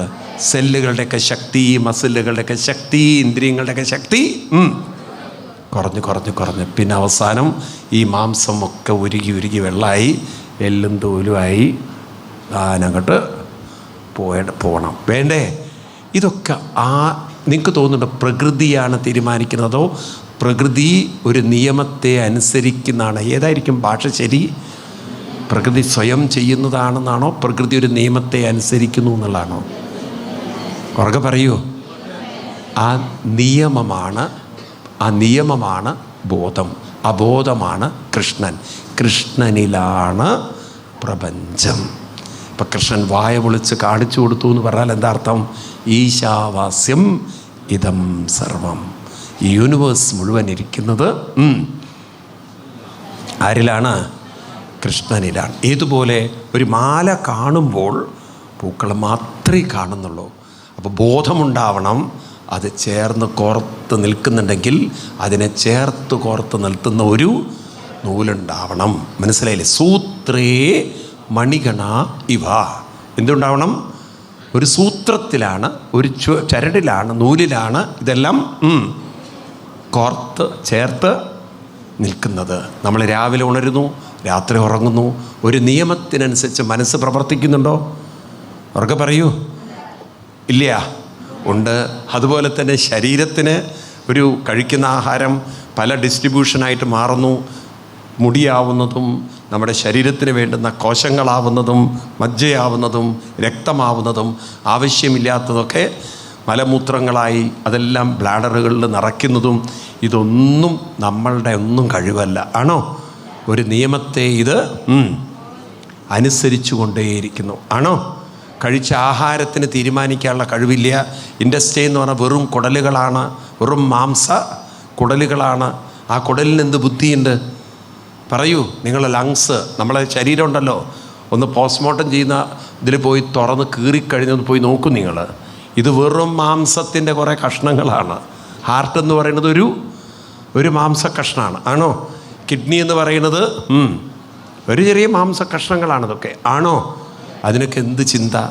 അപ്പം ഇതൊക്കെ പ്രവർത്തിച്ചത്, അതെല്ലാം ഇൻ്റലിജൻസായിട്ട് പ്രവർത്തിച്ചത് ജീവൻ ഇതിൽ പ്രവർത്തിച്ചപ്പോഴാണ്. ജീവൻ അതൊന്ന് മാറി നിന്നപ്പോൾ പിന്നെ ഇതിൻ്റെ പ്രവർത്തനങ്ങളൊക്കെ വെറും ജഡവസ്തുവായി എങ്കിൽ അപ്പം നമ്മൾ മനസ്സിലാക്കണ്ടേ, ഇതിൻ്റെ ചലനത്തെ മുഴുവൻ നിയന്ത്രിച്ചതും ഇതിന് നിയമം പകർന്നതുമായൊരു ബോധം ഉണ്ട്. ബോധത്തിലാണ് ഈ പ്രപഞ്ചം, ഈ ശരീരം, അവർക്ക് പറയൂ, നിലനിൽക്കുന്നത്. അപ്പം നമ്മുടെ മനസ്സൊക്കെ എവിടെ നിൽക്കുന്നത്? അപ്പം ഏറ്റവും ശക്തി ഏതിനാണ്? ബോധത്തിനാണ്. കൃഷ്ണനാണ് ശക്തി. കൃഷ്ണം ജഗദ്ഗുരും. ഞാനും നിങ്ങൾ എവിടെ ഇരിക്കുന്നത്? ആ കൃഷ്ണനിലാണ് ഇരിക്കുന്നത്. എവിടെ ഇരിക്കുന്നത്? ഉറക്കെ പറയൂ. ഞാൻ അന്തരാത്മാവായ കൃഷ്ണനിലാണ്. മനസ്സിലാവേണ്ട നിങ്ങൾക്ക്? കൂടെ വന്നില്ലേ നിങ്ങൾ? രാവിലെ എണീക്കുമ്പോൾ ഉറപ്പ് വരണം, ഞാൻ എവിടെ ഇരിക്കുന്നത്? എൻ്റെ ജീവിതം എവിടെയാണ്? ഭഗവാനിലാണ്, കൃഷ്ണനിലാണ്. മനസ്സിലായില്ലേ? അല്ല കൃഷ്ണേട്ടനിലല്ല. എൻ്റെ മനസ്സിലായില്ലേ? ഭർത്താവിൻ്റെ പേര് കൃഷ്ണനാണെങ്കിൽ പറയും, ഓ എൻ്റെ ജീവിതം കൃഷ്ണനിലാണ് സ്വാമി എന്ന്. ഭർത്താവിൻ്റെ കൃഷ്ണൻ എന്നുള്ള പേരിലാണോ ഓർത്താക്കുന്നത്? അല്ല, എൻ്റെ ജീവിതം ആരിലാണ്? ഇപ്പം നിങ്ങളൊക്കെ ഒറ്റപ്പെട്ടവരാണോ? ഒറ്റപ്പെടുത്താൻ പറ്റുന്നവരാണോ? പറയൂ. നിങ്ങൾക്ക് നിങ്ങളെ മാറ്റിമറിക്കാൻ കഴിവുള്ളവരാണ്. ആരാണ്? മാറ്റിമറിക്കാൻ. ഇപ്രകാരം ഈ ഒരു കഥയും പറഞ്ഞതിന് ശേഷം ഇങ്ങനെ അനവധി കഥകൾ, നോൺ സ്റ്റോപ്പ് കഥകളാണ്. പിന്നീട് ഭഗവാൻ, ഞാൻ ചില കഥകൾ മാത്രം തിരഞ്ഞെടുക്കുകയാണ്. 16-ാം അധ്യായത്തിലൊരു കഥ എടുക്കുകയാണ്. അതിൻ്റെ ഇടയ്ക്ക് വത്സസ്ഥ എന്നുള്ള കഥയുണ്ട്, പറയണമെന്നുണ്ട്, പക്ഷേ സമയമില്ല. ഏറ്റവും നല്ല എളുപ്പം പറഞ്ഞാൽ മനസ്സിലാവുന്ന കഥ എടുക്കുകയാണ്. അതാണ് കാളിയമർദ്ദന കഥ. ഏതാണ്? അതെന്താണ് കഥ? കൃഷ്ണൻ അങ്ങനെ വളർന്നു വലുതായപ്പം കൃഷ്ണന് പശുക്കളെ കൊണ്ട് നടക്കാനൊരു മോഹം. കൃഷ്ണന് പുല്ലാങ്കുഴലും നൃത്തവും അങ്ങനെ സംഗീതവും ഒക്കെ ആയിട്ട് അങ്ങനെ നടക്കുകയാണ്. അപ്പോൾ ഗോപന്മാരും ഗോപികമാരൊക്കെ ആയിട്ട് ആടി പാടി ഉല്ലസിച്ച് നൃത്തമാടിയും, പിന്നെ ഒരു വശത്ത് വെണ്ണ കട്ടും പാല് മോഷിച്ചും വേറെ വശത്ത് പശുക്കളെ കൊണ്ടു നടന്നു വളരെ സജീവമായിട്ട് ജീവിച്ച ആളാണ് ആര്? കൃഷ്ണൻ. ഒരിക്കലും വെറുതെ ഇരുന്നില്ല. പശുക്കളെ കൊണ്ടുപോവുക, മേയ്ക്കാൻ കൊണ്ടുപോവുക, അതിനൊന്നും കൃഷ്ണന് യാതൊരു മടിയോ ഒന്നും ഉണ്ടായില്ല. അങ്ങനെ കൃഷ്ണൻ പശുക്കളെ മേയ്ക്കുന്ന കാലത്താണ് ഒരിക്കൽ കാളിന്തിയിലിറങ്ങി അവർ വെള്ളം കുടിച്ചപ്പോഴാണ് ആ വിഷം തട്ടി അവരൊക്കെ അബോധത്തിലേക്ക് വന്നപ്പോൾ കൃഷ്ണൻ തൻ്റെ കാരുണ്യത്താൽ ആ പശുക്കളെയൊക്കെ തിരിച്ചു കൊണ്ടുവന്നു. അപ്പോഴാണ് ഗോപന്മാർ പറയണത്, ഈ കാളിയനെ ഇവിടുന്ന് ഒതുക്കിയിട്ടില്ലെങ്കിൽ ഈ ദുരിതം ഒരിക്കലും മാറില്ല. അപ്പം കൃഷ്ണൻ രണ്ടും കൽപ്പിച്ചു. ഒന്ന്, കാളിയനെ ഇനി ഇവിടെ വയ്ക്കുന്ന പ്രശ്നമില്ല, അതിനിപ്പം ഞാൻ തന്നെ അങ്ങോട്ട് പ്രവർത്തിക്കാം. തൻ്റെ ഉത്തരീയമൊക്കെ അരയിൽ വലിച്ചു കെട്ടി, എന്നിട്ട് ശരിക്കും ഈ കാളിന്തിയുടെ തീരത്തൊക്കെ ധാരാളം അരയാലല്ല ഉള്ളത്. കാളിന്തിയുടെ തീരത്തൊക്കെ കടമ്പ് വൃക്ഷങ്ങളാണ്. എന്താണ്? പക്ഷെ നമ്മൾ പാട്ടിലൊക്കെ അരയാലൊക്കെ കേട്ടെ അല്ലേ? ഗോപസ്ത്രീകടെ തുകിലും അരയാളം കൊമ്പല്ല അത്. അവിടെ അരയാലില്ല വാസ്തവത്തിൽ. അവിടെ ഉള്ളത് കടമ്പവൃക്ഷങ്ങളാണ്. ഏതായാലും കൃഷ്ണൻ ആ ഉത്തരീയ കരയിലൊക്കെ മൂറുക്കി കെട്ടി വെള്ളത്തിലേക്കൊരു ചാട്ടം. ആ ചാട്ടത്തിൽ അടിത്തട്ടിൽ കിടന്ന കാളിയൻ പൊങ്ങി. ഹേയ്, എന്നെ പൊക്കാൻ ആരാ ഇവിടെ ചാടിയതെന്ന്. എന്നെ പേടിയില്ലാത്ത ഒരുത്തനോ? എന്നെ പേടിച്ചിട്ട് പക്ഷികൾ പോലും മേലെ കൂടെ പറക്കില്ല. അത്ര വിഷശക്തിയുള്ള ആളായിരുന്നു ആര്? എന്നാൽ ഇവനെ ഞാൻ കൊത്തി വിഴുങ്ങിയിട്ട് കാര്യം എന്നുള്ള രീതിയിൽ പണക്കുയർത്തി അവിടുന്ന് കൃഷ്ണൻ്റെ നേരെ പൊങ്ങി കൊത്താനായിട്ട് വരുന്നു. ഇവൻ പണം ഉയർത്തുമ്പോഴേക്കും കൃഷ്ണൻ ഒറ്റ മുങ്ങലാണ്. ഓലയിട്ടും താഴോട്ട് കാണില്ല. അപ്പോൾ ഇവനും മുങ്ങും. ഇവൻ മുങ്ങുമ്പോൾ കൃഷ്ണൻ പൊങ്ങും. കൃഷ്ണൻ പൊങ്ങുമ്പോൾ ഇവൻ പൊങ്ങും. ഇവൻ പൊങ്ങുമ്പോൾ കൃഷ്ണൻ വീണ്ടും മുങ്ങും. അപ്പോൾ രണ്ടുപേരും പോലീസുകാരും കള്ളനെയും പോലെ അല്ലേ? പോലീസുകാരൻ പൊങ്ങുമ്പോൾ കള്ളൻ മുങ്ങുമെന്ന് പറഞ്ഞ പോലെ ഇവൻ മുങ്ങും. അപ്പോൾ കൃഷ്ണൻ എന്തിനാ മുങ്ങുന്നത്? കൃഷ്ണൻ മുങ്ങുന്നത് എന്തിനാ വെച്ചാൽ ഇവൻ്റെ വാല് പിടിക്കാനാണ്. എന്തിനാ വാല് പിടിക്കുന്നത്?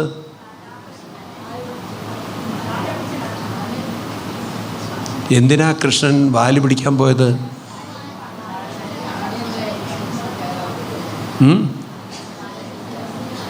കൃഷ്ണൻ എന്തിനാണ് കാളിയൻ്റെ വാല് പിടിക്കാൻ പോയത്?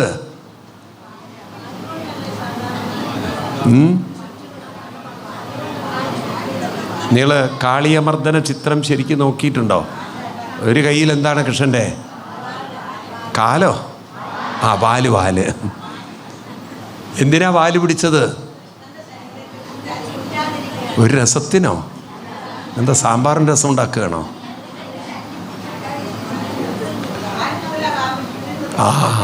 പാമ്പിൻ്റെ ശക്തി വാലിലാണ്. ഇപ്പം കൃഷ്ണൻ അറിയാതെ പാമ്പിൻ്റെ ശക്തി വാലിലാണ്. വാല് പൊക്കിയാൽ തല താഴ്ന്നു. ചിലർക്ക് അങ്ങനെയല്ലേ? വാല് പൊക്കുമ്പം തന്നെ എൻ്റെ തല പൊക്കൂ. അപ്പം ഇവിടെ അങ്ങനെയല്ല. ഇവിടെ വാല് പൊക്കിക്കഴിഞ്ഞാൽ തല താഴ്ന്നു. അപ്പം കാളിയനെ ഒതുക്കണമെങ്കിൽ എന്ത് വേണം? പിടിക്കേണ്ടടുത്ത് പിടിക്കണം, മർമ്മത്തിൽ പിടിക്കണം അല്ലേ? ഇത്ര നോക്കൂ, കൃഷ്ണൻ ആ കുട്ടിക്കാലത്ത് തന്നെ ഒരു കാര്യം ചെയ്യുമ്പോൾ അതെവിടെ പിടിച്ചെങ്ങനെ ചെയ്യണമെന്ന് ഓപ്പറേഷൻ സിന്ദൂർ കൃഷ്ണൻ അറിയായിരുന്നു. മർമ്മത്തിൽ അടിക്കേണ്ടടുത്ത് തന്നെ അടിച്ചാൽ പിന്നെ തല പൊങ്ങില്ല. പിടിക്കേണ്ട വാലിൽ തന്നെ പിടിക്കണം. അതാണ് ഓപ്പറേഷൻ സിന്ദൂർ. ആദ്യത്തെ ഓപ്പറേഷൻ സിന്ദൂർ കൃഷ്ണനാണ് ചെയ്തത്, കാളിയമർദ്ദൻ്റെ നേരെ. അങ്ങനെ വാലിൽ പിടിച്ച് പൊക്കിയതും പിന്നെ അവൻ്റെ പണത്തിലേക്ക് ചാടി കയറി അധവാരിണി ഘോരതരം നിതരം. മനോഹരമായിട്ട് ഭട്ടതിരിപ്പാട് കാളിയമർദ്ദന ലീല എഴുതി വെച്ചിട്ടുണ്ട്. കൃഷ്ണൻ നൃത്തമാടി. എവിടെ? സ്റ്റേജിലല്ല, ഇവൻ്റെ പണത്തിൽ കയറി നൃത്തമാടി. ഇവൻ്റെ ഉള്ളിൽ നിന്നതാ വിഷവും ചോരയും ഒക്കെ അങ്ങനെ പുറത്തേക്ക് വരികയാണ്. അങ്ങനെ വരുന്ന സമയത്ത് കാളിയൻ്റെ പത്നി അവിടെ വന്നു. ഇവന് 2 പത്നിമാരുണ്ട്. വന്നിട്ട് കൃഷ്ണനോട് പറയുകയാണ്, നോക്കൂ, ഞാൻ ആദ്യമായിട്ട് അങ്ങനെ ഒരു ഇത് കാണുന്നത്. കൃഷ്ണനെ സ്തുതിച്ചിട്ട് പറയുകയാണ്, കൃഷ്ണ ന്യായോഹിതണ്ടെന്ന് ഇവന് 2 എണ്ണം കൊടുത്തത് നന്നായി എന്ന്. അപ്പം അവരും പ്രാർത്ഥിച്ചുകൊണ്ടിരിക്കുകയായിരുന്നു. ഇവന് 2 എണ്ണം കിട്ടേണ്ടത്. അവൻ്റെ തലക്കന അത്രയും ഉണ്ടായിരുന്നു. അപ്പം ഈ തലക്കനൊക്കെ ഉള്ളവർ ഓർക്കണം, കൂടെയുള്ളവർ പ്രാർത്ഥിക്കും. എന്ത് പ്രാർത്ഥിക്കും? 2 എണ്ണം കിട്ടണേത്. അങ്ങനെ 2 എണ്ണം കിട്ടണേന്നൊക്കെ പ്രാർത്ഥിച്ച് അങ്ങനെ ഭഗവാൻ ശിക്ഷ കൊടുത്ത് അവനെ രമണകം എന്ന ദ്വീപിലേക്ക് പറഞ്ഞയച്ചു എന്നാണ് കഥ. എവിടേക്ക്? അങ്ങനെ കാളിന്ദിയിൽ നിന്നും അവനെവിടെ പോയി? അങ്ങനെ അവൻ്റെ വിഷം അവസാനിപ്പിച്ചു. ചുരുക്കി പറഞ്ഞാൽ ഈ കഥ നമ്മൾ കേൾക്കുമ്പോൾ എന്താ മനസ്സിലാവുക? ഒരു പാമ്പിനെ ഒതുക്കി എന്നല്ലേ. പക്ഷേ ഇന്നത്തെ കാലഘട്ടത്തിൽ നമ്മൾ ഒരു പ്രകൃതിയുടെ തലത്തിൽ പോലും നോക്കുകയാണെങ്കിൽ ഒരു ചുറ്റുപാട് വിഷമുള്ളതായി തീർന്നാൽ അവിടെ ജീവിക്കാൻ സാധിക്കില്ല. അപ്പോൾ ഒരു ചുറ്റുപാടിനെ പോലും വിഷമുക്തമാക്കി വെക്കേണ്ടത് നമ്മൾ ഓരോരുത്തരുടെയും ഉറക്കെ പറയൂ ഉത്തരവാദിത്വമാണ്. അപ്പം ഇവിടെ രണ്ട് അർത്ഥത്തിലെടുക്കണം. ഒന്ന് പ്രകൃതി എന്നർത്ഥത്തിലും, രണ്ട് പ്രകൃതം എന്നർത്ഥത്തിലും. പ്രകൃതം എന്ന് പറഞ്ഞാൽ സ്വഭാവം. ഇതിൽ ഇപ്പം ആളുകളുടെ സ്വഭാവം നന്നാവണമെങ്കിൽ എന്ത് വേണം? ഒരു നല്ല ചുറ്റുപാടുണ്ടാവണമെങ്കിൽ ഒന്നിച്ചെല്ലാവരും ഉറക്കെ പറയൂ നാമജപ സംസ്കാരങ്ങൾ കൊണ്ടുവരാം. അപ്പോഴാണ് നമ്മളിലൊരു ഏകതാബോധം എന്തുണ്ടാവും? ഒരു ഏകതാബോധമുണ്ടാവും. നമ്മൾ ഒന്നാണെന്നൊരു ബോധമുണ്ടാവും. ഏകതാബോധമുള്ളിടത്താണ് പരസ്പരം ഒരു എന്തുണ്ടാവുക? ഐക്യവും സ്നേഹവും ബഹുമാനവും അതുപോലെ ശക്തിയും ഉണ്ടാവുക. എന്തുണ്ടാവുക? ഇന്ന് നമുക്കത് വേണം, ഏകതാബോധം. എന്തിനാണത്? കാരണം ഇന്ന് നമ്മുടെ ഹിന്ദു സമൂഹം അത്രമാത്രം ഒറ്റപ്പെട്ട് ജീവിക്കുന്നവരാണ്. ആണോ? ഇപ്പം തൻ്റെ കൂടെ ആരും ഇല്ല, തന്നെ സഹായിക്കാൻ ആരുമില്ല, തൻ്റെ വേദനകൾ മനസ്സിലാക്കാൻ. അതുകൊണ്ടാണ് നമ്മുടെ ഹിന്ദു സമൂഹത്തിൽ നിന്നും പലരും ക്രിസ്ത്യൻ പള്ളികളിലൊക്കെ പ്രാർത്ഥനയ്ക്ക് പോകുന്നത്. പോകുന്നില്ല? ഇപ്പോഴും പോകുന്നില്ല. എന്തുകൊണ്ടാണ് പോകേണ്ടി വരുന്നത്? അവരിൽ കൂട്ടായ്മയുണ്ട്. നമുക്ക് അവർക്ക് പറയൂ കൂട്ടാനേ ഉള്ളൂ. ഏതില്ല? കൂട്ടാൻ കഴിക്കാൻ കൂട്ടായ്മയുണ്ട്. അതിപ്പോൾ ഏത് സപ്താഹത്തിനുമുണ്ട്, കല്യാണത്തിനുമുണ്ട്. ഏതിന്? കൂട്ടാൻ കഴിക്കുക എന്ന് പറഞ്ഞാൽ നമുക്ക് ആ സത്സംഗങ്ങൾ അമ്പലങ്ങളിലൊക്കെ എന്ത് വേണം? ഒന്നിച്ചിരുന്ന് എല്ലാവരും ഒരു നാമം ജപിക്കുന്ന ഒരു ഇവിടെയൊക്കെ നിങ്ങൾ തുടങ്ങി വയ്ക്കണം. ഇവിടെ നല്ലൊരു സൗകര്യങ്ങളൊക്കെ ഉള്ള ക്ഷേത്രങ്ങളുണ്ട്. വാസ്തവത്തിൽ എല്ലാ ക്ഷേത്രത്തിലും ഒരു സത്സംഗ സംസ്കാരം ഒന്നും വേണ്ട. ഒരു ദിവസം വിഷ്ണു സഹസ്രനാമം, ഒരു ദിവസം ഇതിങ്ങനെ ചൊല്ലിപ്പോയാൽ തന്നെ കുറേ മാറ്റമുണ്ടാവും ഹിന്ദുക്കൾക്ക്. എന്തുണ്ടാവും? ഏകതാബോധമുണ്ടാവും, ഒരു ഐക്യമുണ്ടാവും. ഈ ഐക്യത്തിലൂടെ ഒരു സഹായിക്കാനുള്ളൊരു മനസ്സുണ്ടാവും. എന്ന് മാത്രമല്ല അത് തന്നെ ഒരു ശക്തിയായി രൂപപ്പെടും. അപ്പം നമ്മുടെ കൂടെ ആരൊക്കെയോ ഉണ്ടെന്നൊരു ബോധം. മനസ്സിലായില്ലേ? ഇത് വേണോ വേണ്ടയോ? ഇതാണ് കാളിയമർദ്ദനം. കാരണം ഒരു പ്രകൃതിയെ വിഷമാക്കി വയ്ക്കുന്ന കാളിയനെ മാറ്റണം. ഇപ്പം നമ്മുടെ പ്രകൃതിയെ വിഷമാക്കി മാറ്റുന്ന കാളിയൻ ആരാന്നറിയോ? നമ്മളിലുള്ള സ്വാർത്ഥത. ആരാണ്? എൻ്റെ കാര്യം, എൻ്റെ വീട്, എൻ്റെ കുടുംബം, ഇത് മാറ്റി നമ്മുടെ സമൂഹം എന്നുള്ളൊരു എന്ത് വരണം? ചിന്ത വരണം. എന്താ വരേണ്ടത്? നല്ലൊരു സമൂഹം, നമ്മുടെ ഒരു സമൂഹം എന്നൊരു ചിന്ത. അവർക്ക് പറയൂ നിങ്ങൾ, ഇത് നമ്മുടെ ഹിന്ദുക്കളിൽ വളരെ കുറവാണ്. എല്ലാം എൻ്റെ കുടുംബം, എൻ്റെ ജീവിതം. കണ്ണൂർക്കാരുടെ ഭാഷയിൽ പറഞ്ഞാൽ ഞാൻ എൻ്റെ കെട്ടിയോളും ഓളോ കുട്ടിയോളും, ഇതേ ഉള്ളൂ. മനസ്സിലായില്ലേ? ഈ കെട്ടിയോളും കുട്ടിയോളുമായിട്ട് ജീവിച്ചു കഴിഞ്ഞാൽ കുറേ കഴിഞ്ഞാൽ കെട്ടിയോള് പോയി വേറൊരുത്തൻ്റെ കൂടെ, കുട്ടിയോളാണെങ്കിൽ തിരിഞ്ഞു നോക്കില്ല, ഇവൻ്റെ ജീവിതം കഥയായി. മനസ്സിലാവുണ്ടോ? അപ്പം അതുകൊണ്ട് ഇത്തരത്തിലുള്ള ചിന്തകൾ മാറി എന്ത് വേണം? ഞാൻ എന്ന ചിന്ത മാറി ഞാനെന്ന ഭാവമതു തോന്നായിക വേണമിഹ തോന്നുന്നതാകിലകിലം ഞാനിതെന്ന വഴി. അങ്ങനെയൊക്കെ ഒരു സത്സംഗം വേണ്ടേ? ഇതിൻ്റെ പേരാണ് കാളിയമർദ്ദനം. എന്താണ്? ഒരു സമൂഹത്തെ ബാധിക്കുന്ന സ്വാർത്ഥത എന്ന വിഷത്തിൽ നിന്നും എല്ലാവരെയും മാറ്റി നമ്മളെല്ലാവരും ഏകത എന്ന ബോധത്തിലേക്ക് കൊണ്ട്, സ്വാർത്ഥതയിൽ നിന്നും ഏകതാബോധത്തിലേക്ക്. എന്താണ്? അവർക്ക് പറയൂ. ഒരു ബോധമുണ്ടാക്കണോ? വേണോ വേണ്ടയോ? അതിന് നമ്മൾ സമയം കണ്ടെത്തണം. എല്ലാവരും ഇത് എൻ്റെ ജോലിയല്ല, ഞാൻ എൻ്റെ കുടുംബത്തിന് വേണ്ടി ജീവിക്കണോ? അങ്ങനെയുള്ളവർ സ്വാർത്ഥരാണ്, നന്നാവില്ല. ദൈവം വിചാരിച്ച പോലും അവരെ നന്നാക്കാൻ പറ്റില്ല. മനസ്സിലായില്ലേ? അതുകൊണ്ട് സ്വാർത്ഥത. കൃഷ്ണൻ നോക്കൂ, സ്വയം ആ കാളിന്തിയിലേക്ക് ചാടാൻ തയ്യാറായി ഇല്ലേ? കാളിയനെ മാറ്റണമെങ്കിൽ ആരെങ്കിലും മുന്നിട്ടിറങ്ങണം. വേണോ വേണ്ടയോ? ഇതുപോലെ സമൂഹത്തിലുള്ള സ്വാർത്ഥത മാറണമെങ്കിൽ എല്ലാവരും, നമ്മൾ കൃഷ്ണൻ കാളിന്തിയിലേക്ക് ചാടിയതുപോലെ നല്ല കാര്യത്തിലേക്ക് നമ്മളും ചാടണം. മനസ്സിലാവുണ്ടോ? അപ്പം ഇന്നും കാളിയമർദ്ദന ലീല വേണം. സമൂഹത്തെ ബാധിച്ച സ്വാർത്ഥ ചിന്തയിൽ നിന്നും ഏകതാബോധത്തിലേക്ക് സമൂഹത്തെ, അവർക്ക് പറയൂ, കൊണ്ടുവരണം. അതിനെല്ലാവരും അതിൻ്റെ ഒരു ഭാഗമായി അതിലേക്ക് ചാടണം. വേണോ? ഇത് മറ്റൊരാളുടെ ഉത്തരവാദിത്വമായി തോന്നരുത്. ഒന്ന്. രണ്ടാമത്തത്, കാളിയൻ എന്ന് പറയുന്നത് നമ്മുടെ ഉള്ളിലും ഉള്ളതാണ്. ആരാണ് ഈ കാളിയൻ? വിഷമാക്കി മാറ്റുന്ന കാളിയൻ. അതും ഇത് തന്നെ, നമ്മളിലുള്ള സ്വാർത്ഥതയും അഹങ്കാരവും. അപ്പോൾ എപ്പോഴും നമുക്ക് നല്ലൊരു ചിന്ത വേണം.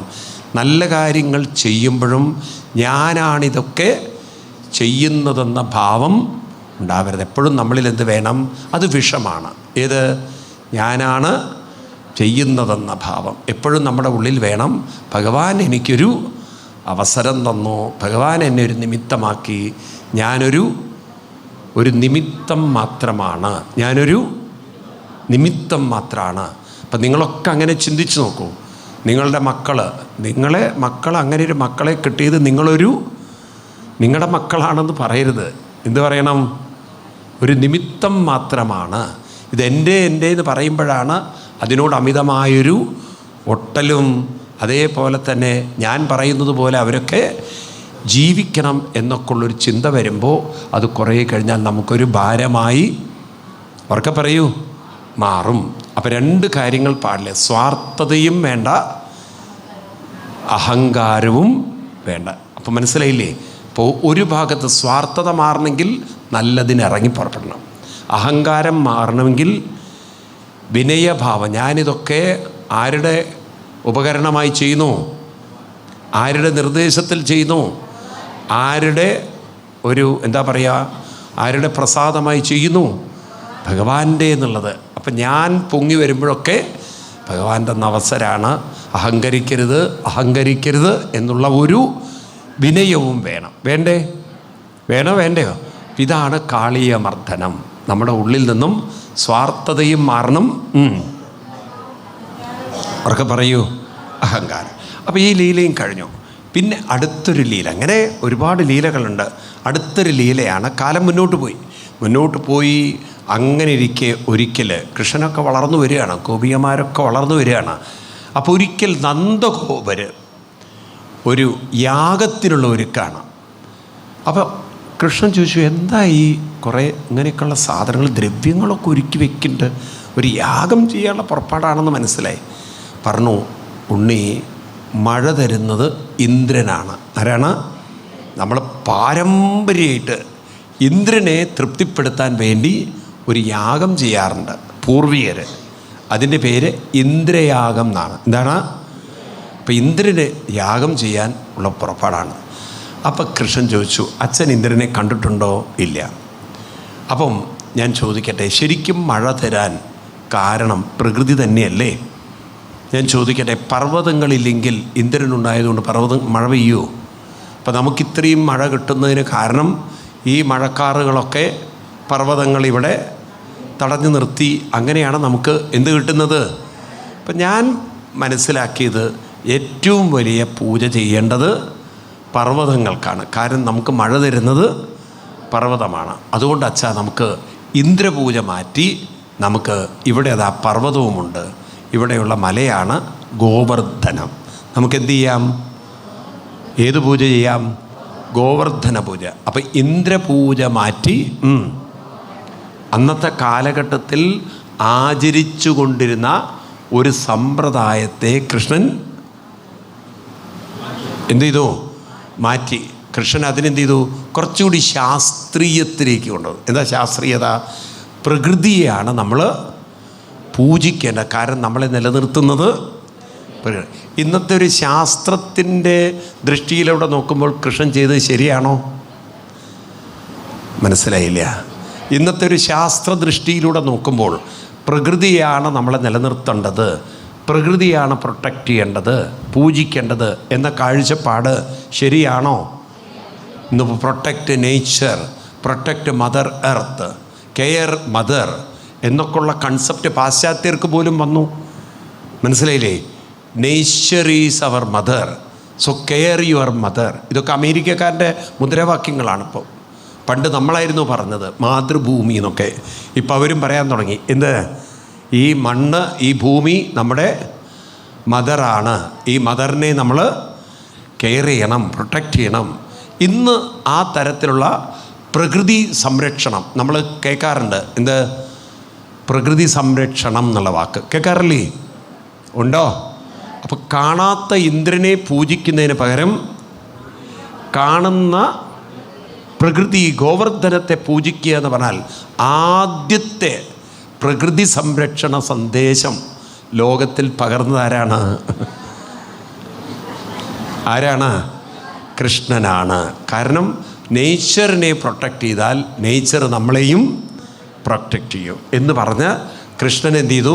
ഇന്ദ്രയാഗം മാറ്റി ഏതാക്കി മാറ്റി?